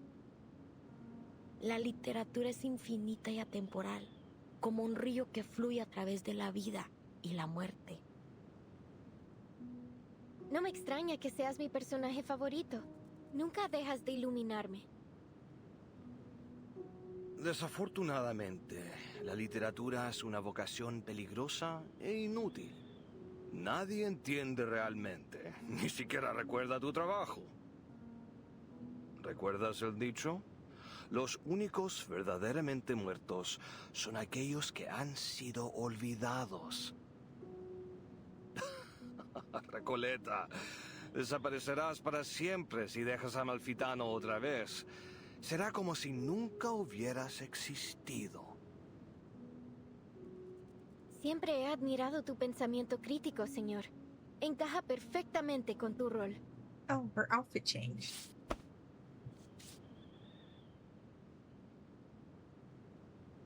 Todo estará bien, Recoleta. Lo que sea que haya pasado, ahora has regresado. Eso es lo que importa. El dado de Babilonia rodará de nuevo. Y cada uno de nosotros obtendrá nuestros finales. Así es. Resuelve el asesinato en el bar y pon mi alma en paz. Libera al pueblo de la locura infligida por el antiguo espíritu. Arregla la aleatoriedad del dado de Babilonia y aplana la frecuencia catastrófica.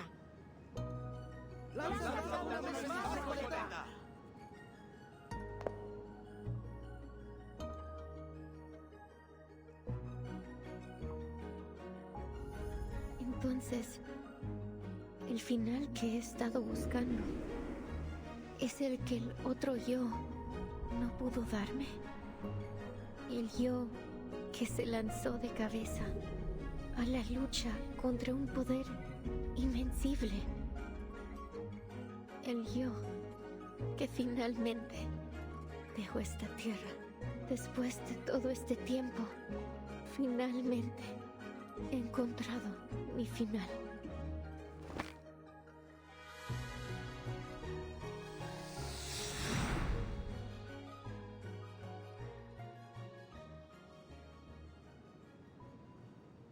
Solo un lanzamiento más y todo habrá terminado. Mi historia, mi pueblo, todo finalmente llegará a su fin.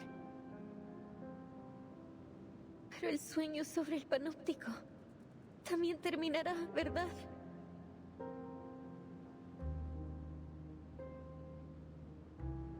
Oh, cariño.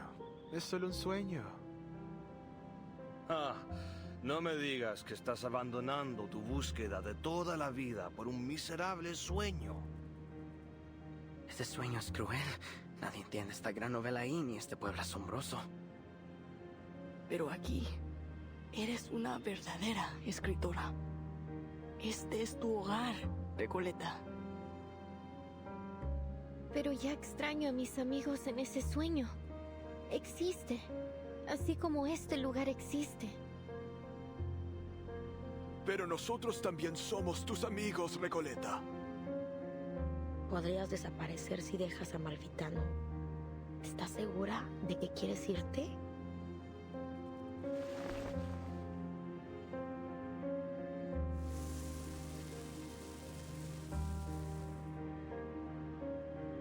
Sabéis cómo soy, queridos amigos. He pasado mi vida emprendiendo aventuras tontas y no recompensadas. Así soy yo, ¿verdad? Amalfitano es, en efecto, un lugar ideal. Un lugar para vagar, para un viaje corto y para perderse un rato. Y tiene ustedes, mis amigos ficticios, a quienes quiero tanto. Pero debo regresar a mi sueño y ver a mis amigos ahí. Ellos son igual de importantes para mí. I thought she became Sí, tienes razón, Recoleta. the one, and that's why No se puede negar que eres un she alma noble y vanished. apasionada. Cada uno de nosotros lo sabe. También eres nuestra querida amiga. ¿Por qué te detendremos de hacer lo que realmente deseas?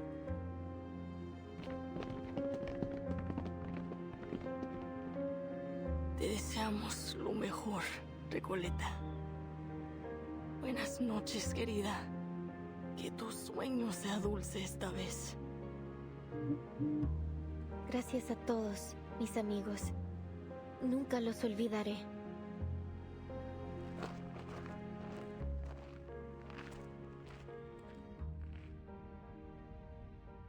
Is she just gonna be like, poof, I'm back, stronger than before? I've read your work, Señorita Recoleta. To be frank, it lacks both depth and breadth. This town of yours is still far from reflecting the complexity of society, and the narrative lacks a discerning perspective. It still needs some work if you want it to truly resonate with our audience. Just go for it, señorita. You're at a perfect age to explore, experience, and learn.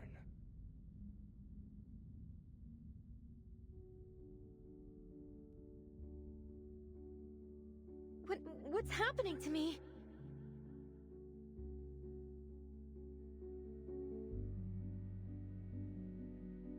Ah, of course. The rise and fall of sanity is my story. So, even though the novel's been destroyed, the story, and myself along with it, lives on in the minds of those who read it. Thank you for your feedback, editor. Even here in this great expanse of darkness, I can still hear your words. You have my gratitude. Thank you for reading my novel, even if you didn't understand it, and likely never will.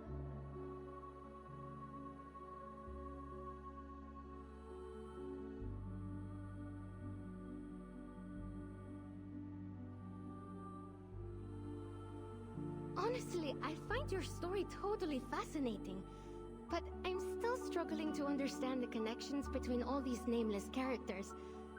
Couldn't you make it clearer? Like a movie? Typical. Trust a writer to try to be all obscure and mysterious. Maria, Pancho, you guys are the best traveling pals I've ever had. Our paths may diverge in the future, but the joyful memories of our journey across grasslands, snowfields, and deserts together will remain forever. It's been great coming along with you. You're totally one of a kind. We'll be waiting for you at my aunt's vineyard. A little sun after a hard day's work will do you good.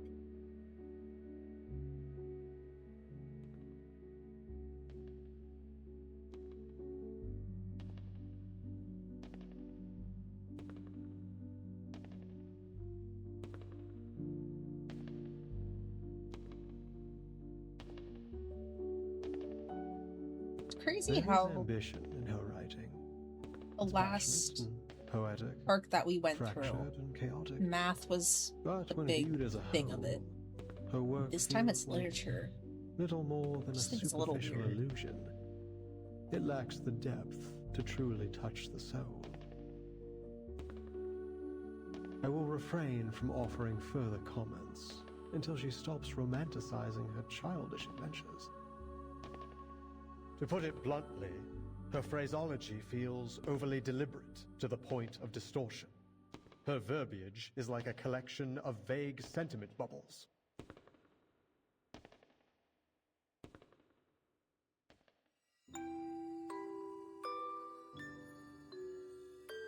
I see, Aleph. Then this is how you really feel about my novel? 1,000 readers will interpret a story 1,000 different ways. Some believe the text itself is dead, and it is the reader who gives it life. The truth cannot be fully conveyed through words alone. That said, I think the rise and fall of sanity is a good story.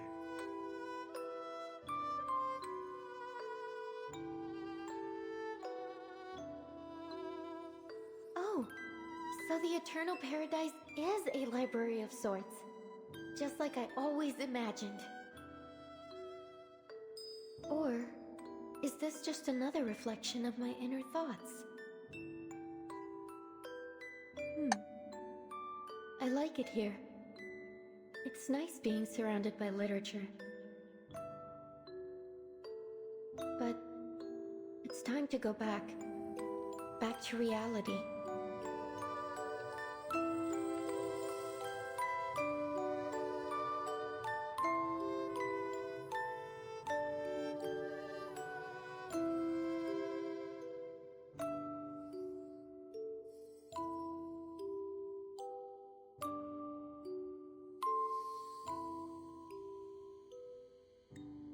Yeah, is she just gonna go poof? I'm back?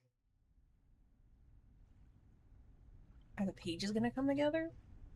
You're right about literature, Dorside Beggar. It is a dangerous and futile calling, but I still believe in it.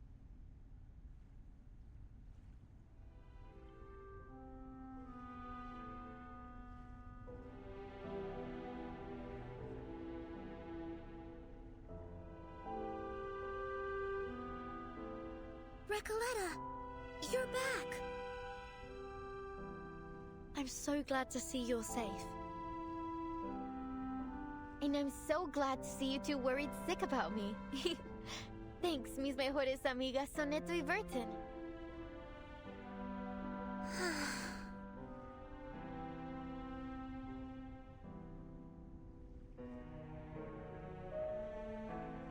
See, Aleph? I still exist. Amalfitano is gone. It's all over. You're simply a wandering ghost now, never to return home again. You may still exist, but Amalfitano will never get its ending. You have nullified its existence, rendering all of this meaningless. I'm sorry I couldn't answer your question. I've failed once again.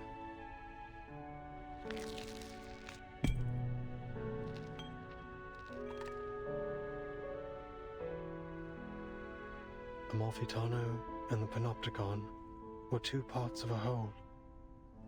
Is it gonna start, like, disintegrating? Komala no longer has any reason to exist. I'm sorry, Aleph. You, who know all the mysteries of the world, who seek answers to every question, have lost yourself in the process. You can answer everyone else's questions, but never your own. Who's the person behind that mask? Is he real? Does he still exist? Who am I?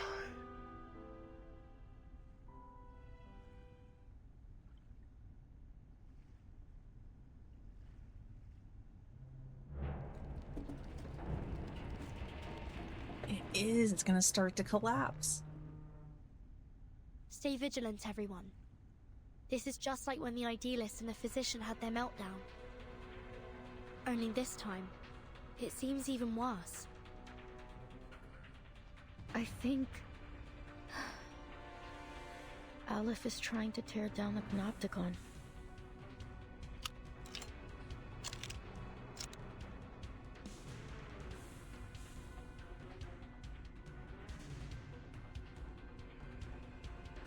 Freeze!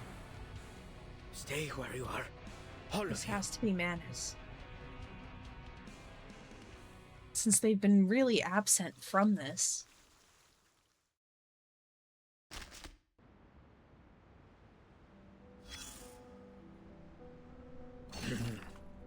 Take a deep breath, soldier. The smoke's cleared now. This story, this battle, will soon come to an end. A writer has departed from her domain, leaving her creations scattered behind her, like blood-soaked bandages and fragmented skulls in the trenches. What a garbled mess. I don't understand it at all. Glad we're on the same page. Thank heavens my commander wasn't some kind of literature, else I'd have been blown to bits before I could decipher their poetic orders. You've developed a sense of humor. Well, it's all thanks to a certain writer, the embodiment of the wandering poet and traveler from Santiago to Buenos Aires. She impressed me with her precious experience as a cafe dishwasher and campground caretaker. What really rekindled my sense of humor was her seriousness about her literary pursuits. You'd understand what I mean if you'd ever heard a cheesy joke at a comrade's graveside. Drawing strength from her wanderings and rebellious exploits, she attempted to change society. wielding the sword of literature as a revolutionary intellectual and a leader of thought. Some would hail her as a battle angel of Latin America, with words as piercing as bullets and poems as powerful as tactical bombers. I believe in the power of literature, though. You stand firm in your beliefs, huh? Well, maybe that's a good thing. A commander has to trust their soldiers, or they'll be forced to surrender before long. Here, come closer. Let me tell you a secret. Many, if not all, people foolishly think it's the executioner who drops the guillotine blade, the powder that fires the bullet. While they're half right, they're substantially inaccurate. Craters on the battlefield aren't the result of bombs, but a clashing of ideologies. A trigger pulled long before the powder ever ignited in the barrel. As for literature, well, it's probably best not to buy too much into the Latin American boom. Forget about the status report from earlier. That said, at least there's one thing that's certain. Books can bite back, and they'll leave scars. That's kind of funny. Books can bite back. Yeah, they'll give you paper cuts.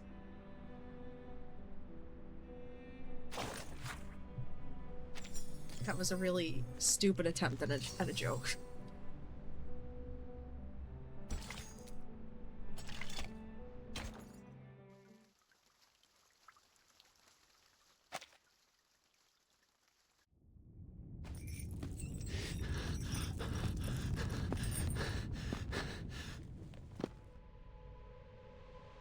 I was just setting up my exhibit when everything started shaking.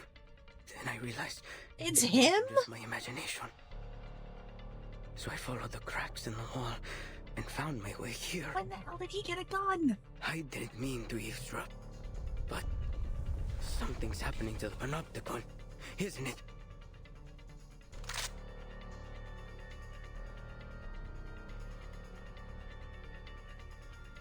Are you the physician? Or is it Aleph? Whoever you are, please, please restore the Panopticon to the way it was. I'm begging you. You can do that, right?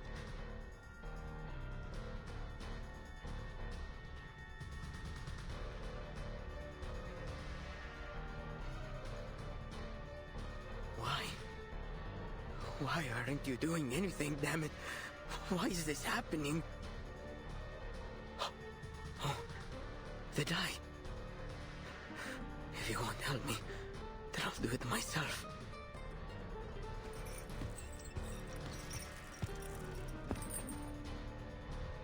Calm down, Garcia.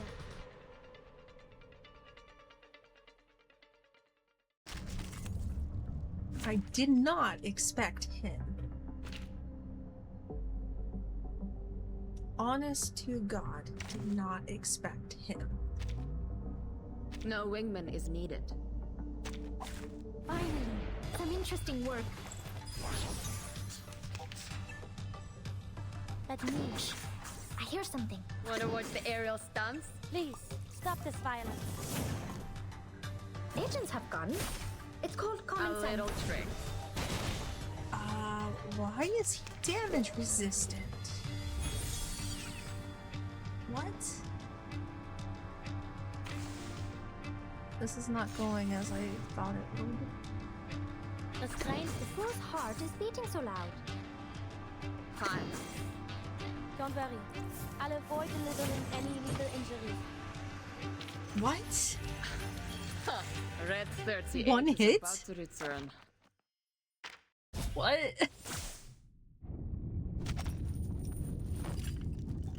Timekeeper, he's...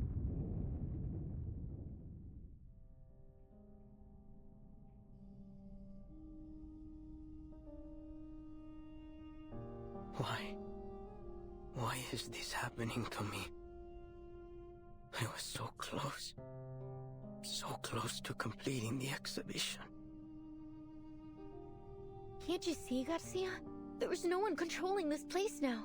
You're free. It isn't the dye that's trapped you, nor is it the walls of this prison. It's the rules and that overpowering gaze from the central tower. But now that's all gone. You can go outside. You can set up your exhibit anywhere you want. No need to stay stuck in this.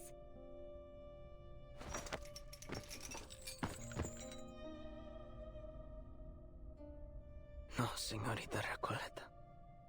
You've seen the world out there. You know as well as I that there's nowhere else I can go but here. This is the only place in the world where I can hold my exhibit. And you've ruined it. You've ruined everything.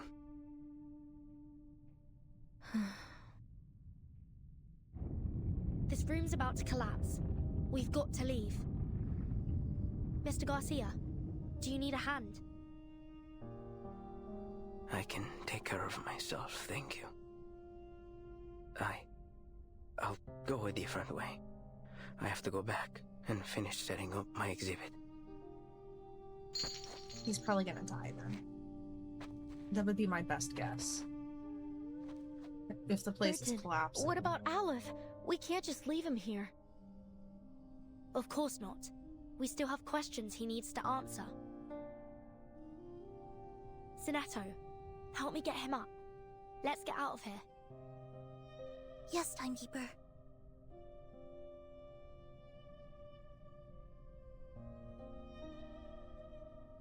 Your words are always at odds with your thoughts. You carry an ocean of questions, yet never reveal even a single drop of them. Why have you never shared your doubts? Why do you stay silent in the face of everything and everyone around you?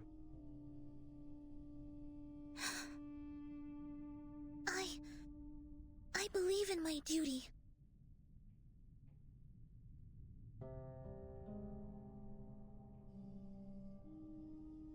As for you, paracausality researcher, you're different from any other seeker of answers. Even on a desperate, near-hopeless journey, your heart holds little doubt. Perhaps not every question needs an answer, Mr. Aleph. Is that so?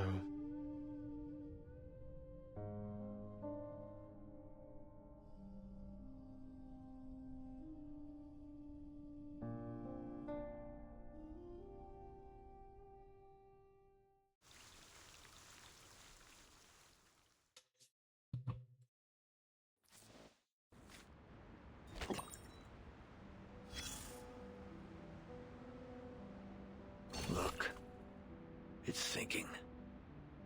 Corpses float on the planks, and the fleeing prisoners are swimming toward the shore. Time to abandon ship. What ship? One that was exiled to a desolate corner of the ocean by the resplendent civilized world. It's both a prison and a sanitarium. Are any of your friends aboard? If so, you might find the following report a little offensive. Dregs of society. Human scum. These are the terms used to describe its eccentric passengers. To be fair, they do lack discipline and independence. But that may well be a response to the heavy pain they've endured.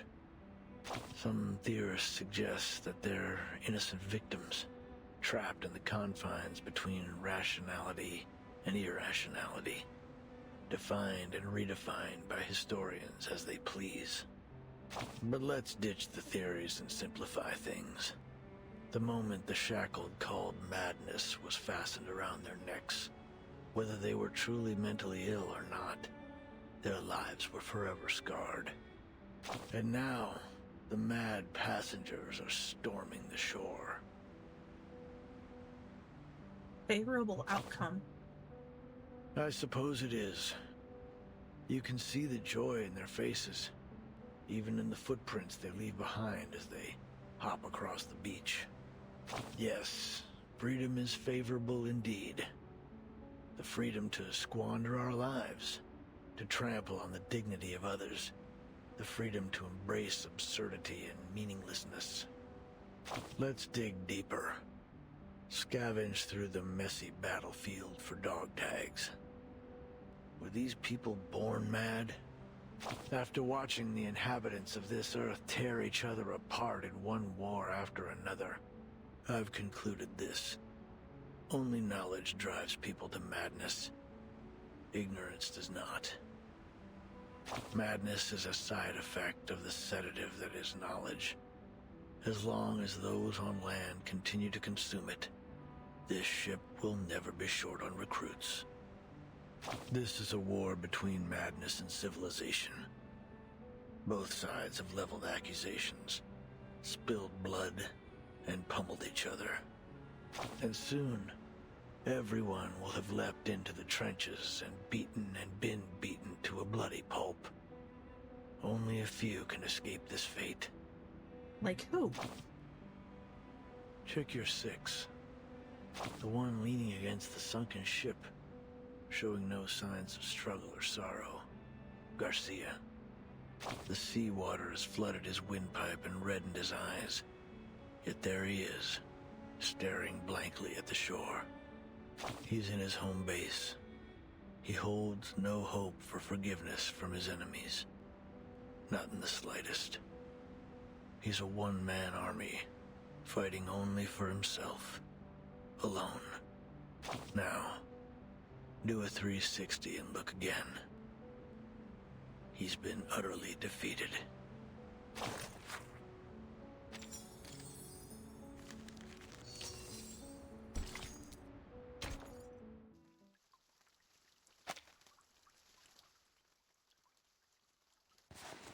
Dear Erd, why are you so interested in the Panopticon of Kamala? Dear Mr. Aleph, whether as a doctor or a writer, I simply cannot turn a blind eye to the friction around me. Especially the discord and injustice I have witnessed here in Kamala. So, I would ask of you a question.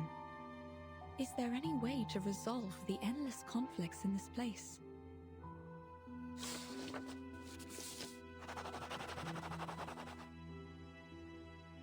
To put an end to this, a true ending is required.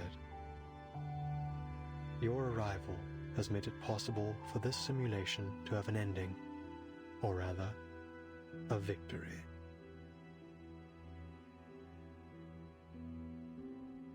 I was gonna say, don't tell me it just froze.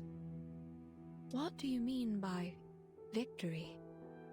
I'd appreciate it if you could clarify in simple terms. If this victory comes at the cost of any inmate's life, I'm afraid I cannot accept it. I also have another question for you.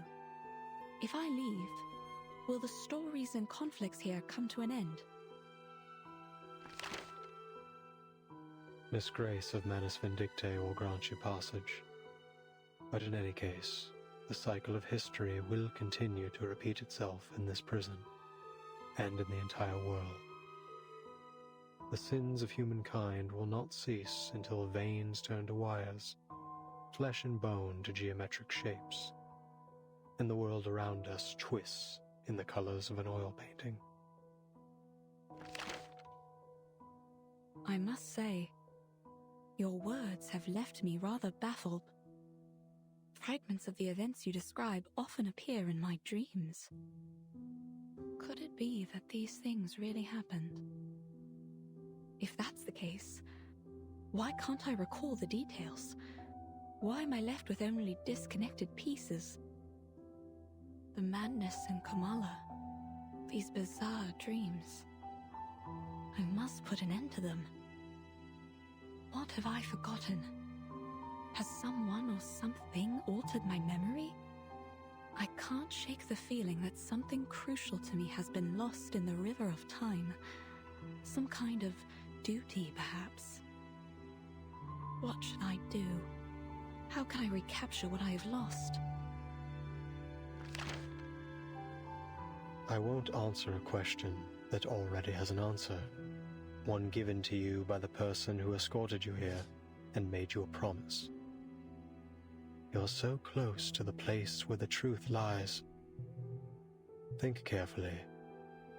Why are you here?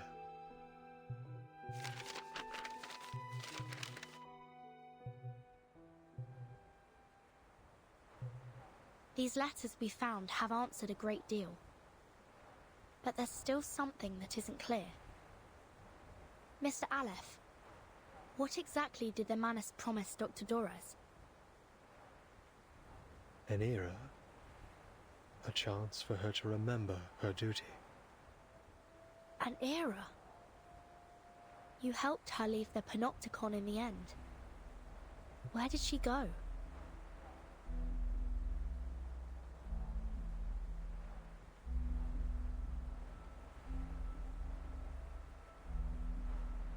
Southward. There, on the No Man's continent, Manus Vindictae is preparing to recreate the parable of the past and future. A glorious past and a glimmering future belonging to Arcanus. Dr. Dorez is deeply connected to this particular parable. What exactly are the Manus planning to do in Antarctica? And why would Dr. Dorez go there voluntarily?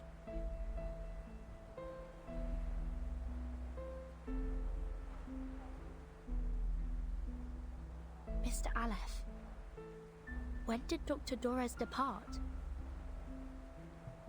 It was a day when both the clouds and sun were visible. A day when both the clouds and sun were visible. Could you be more specific? Pacific? You mean the time of day?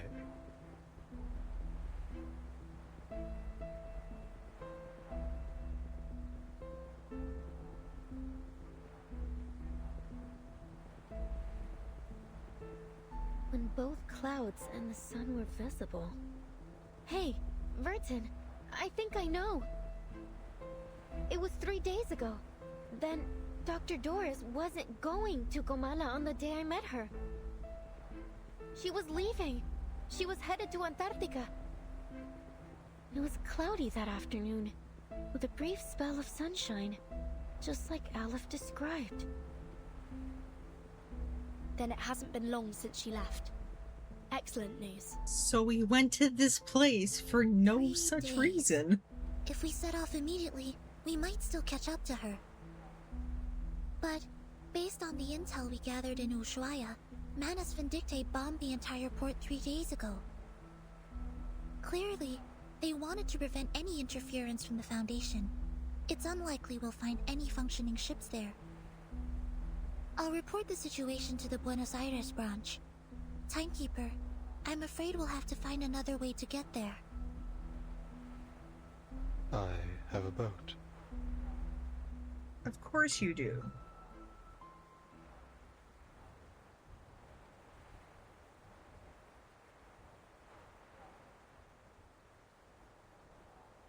Could you lend it to us? The situation's urgent, Mr. Aleph.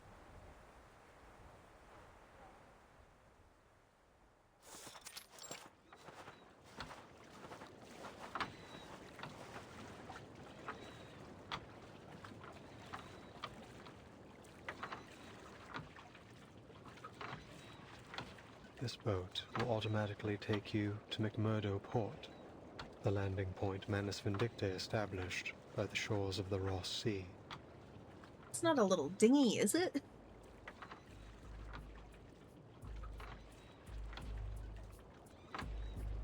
This looks like Manus technology. Its arcane energy source is highly unstable. Timekeeper, I suggest we wait for support in Ushuaia. I don't usually agree with Soneto, but I have to admit, I don't have much confidence that a boat this small can actually make it to Antarctica. It's totally a dinghy. Mr. Aleph, do you know anything about Manus Vindictae's ritual? How far has it progressed? The ritual could begin at any moment. I believe that's why they left Kamala. Upon departure, one of their members, a woman named Grace, told me they would seal off the sea. Are we too late? If you wish to find Doris, you must follow the same path she took.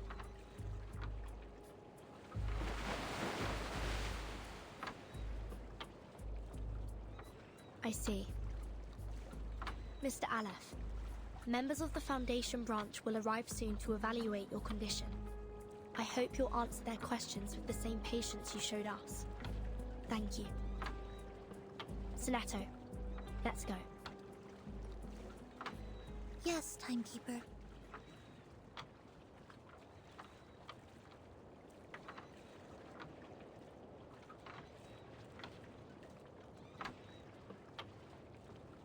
Thank you for your assistance too, Recoleta. Perhaps you'll consider joining the...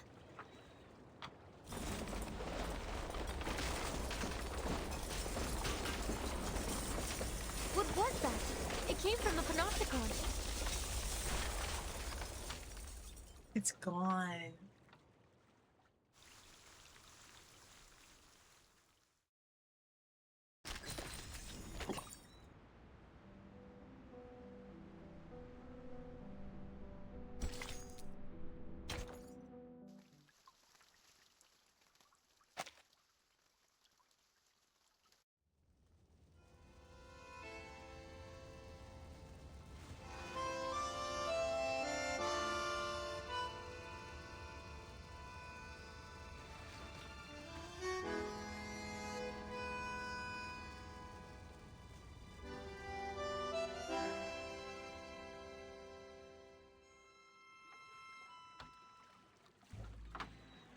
With Aleph's control gone, Kamala is collapsing. The inmates aren't even real criminals, are they? And they're still in there with no clue that they're no longer being watched from the central tower. Is she gonna go back to rescue them? We have to get them to safety. Yes, we should help them get out, at least until support arrives. But the Manus ritual...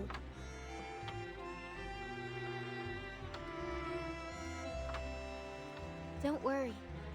I'll go alone. Huh? You should hurry.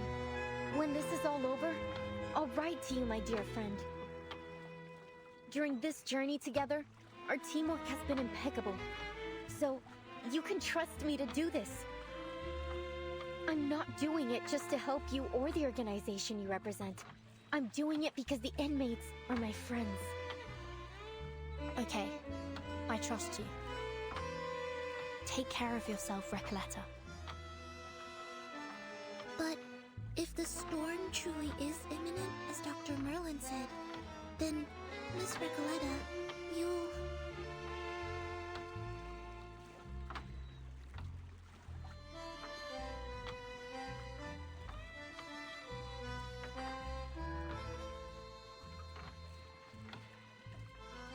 I don't quite understand what this storm is all about, but don't worry. A brand new adventure is the best thing that can happen to a writer. And I doubt it'll surpass the epic adventures we've shared over the past couple of days. I'm going to write everything, including the two of you, into my new novel. Then I'd like to be the first to read this new novel, if that's all right. Of course. Listen, I believe literature is like an endless, timeless river. So we'll meet again someday, somewhere. Probably in someone else's story. Who knows?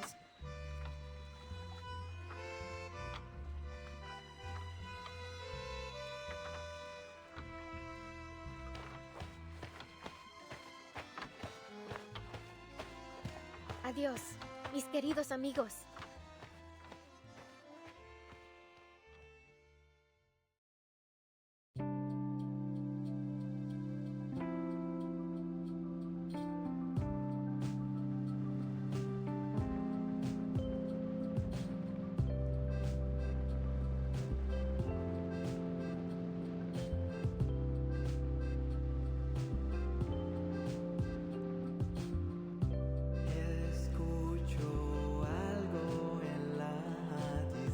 Is that supposed to be the Northern Lights?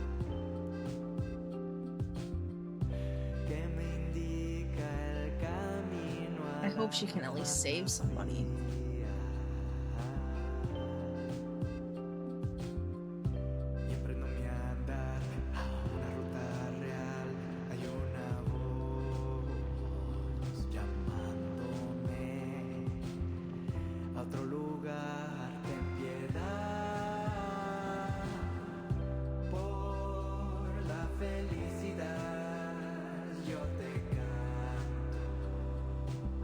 that's kind of messed up that they're like dancing in there.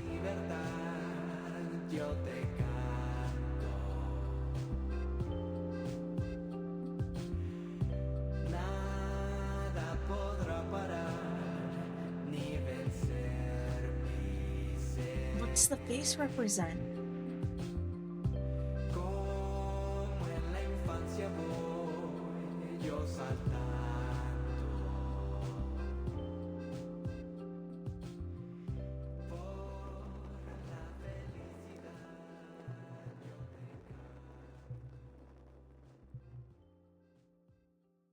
She had to have at least made it to save a few of them.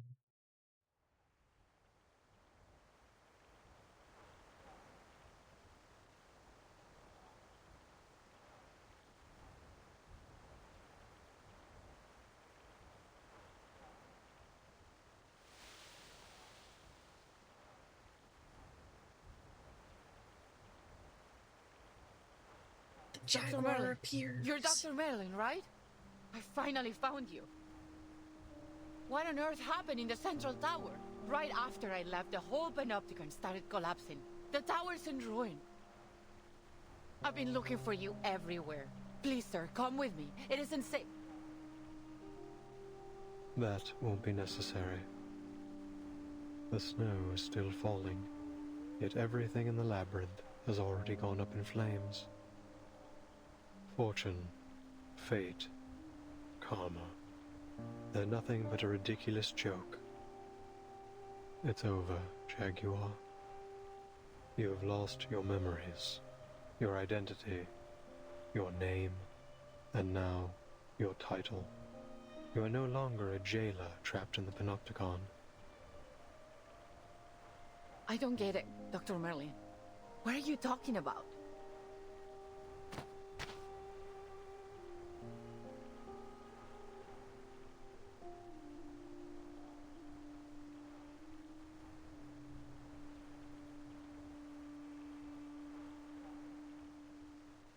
I'm going back to Kamala. Order must be maintained. The prisoners mustn't be allowed to escape. Please take care, Dr. Merlin.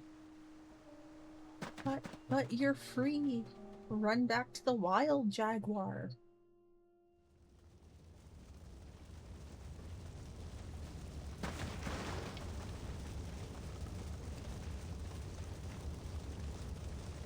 Hey, you! Don't run off like that. It's dangerous.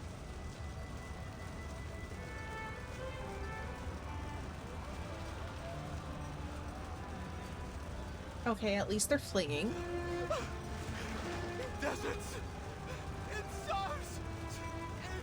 In labyrinths! We dream on death's straw pillow.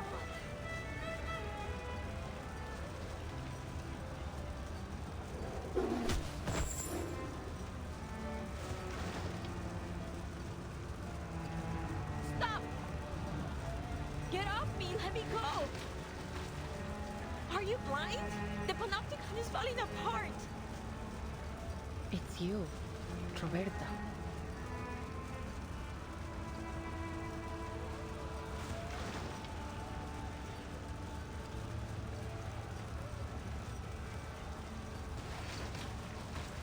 They are all mad!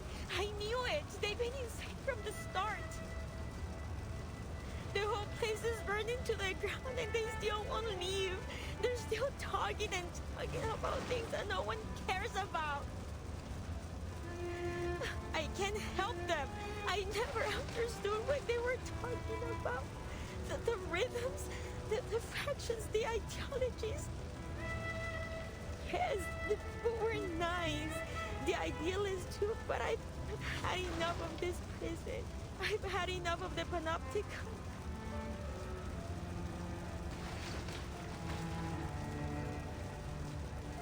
I never should have joined these movements. It was all meaningless from the beginning. I want to leave this place. Go to Spain or France. Anywhere but here. I want to go back to Magdalena.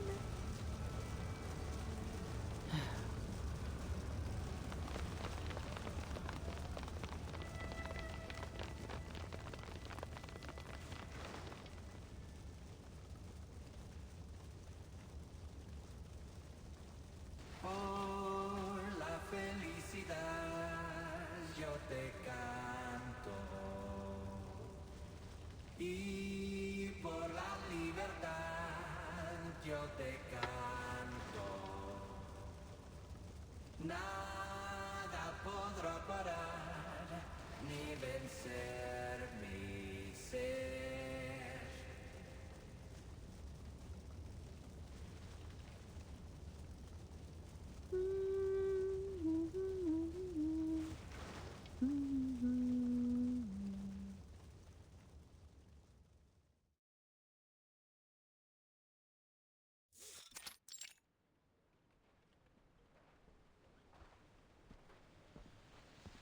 But how does literature make you feel? As though I'm a kid looking through a kaleidoscope for the first time. Well, maybe that's not the best way to put it. Perhaps something a little more subtle.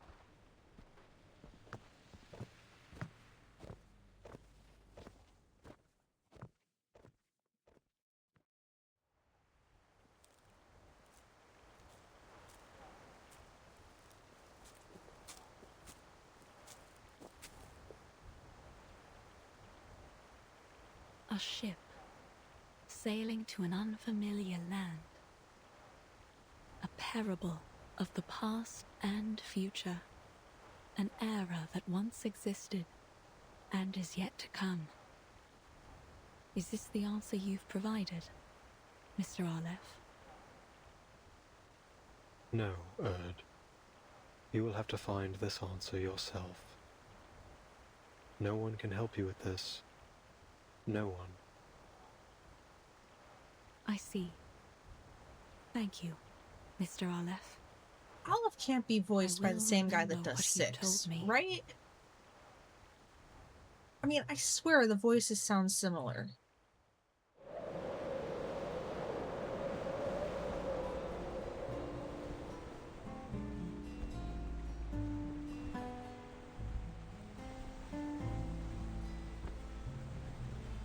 So the Platonic hero rolls out new, right, and wrong. Rolls in the old instead.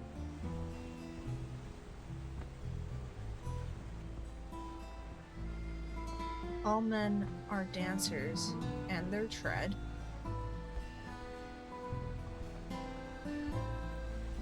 Goes to the barbarous clangor of a gong.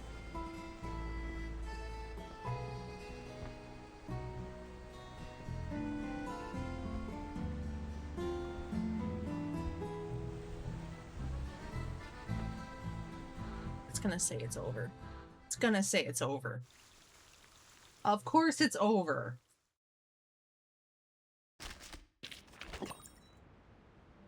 What a shitty ending.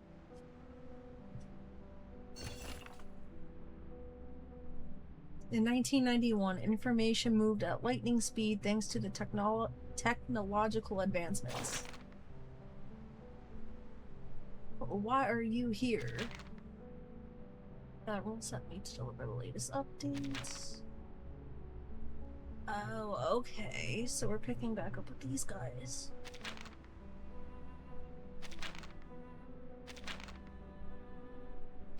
Xeno's intelligence office. The Foundation is sending a battleship and destroyer to the Arctic.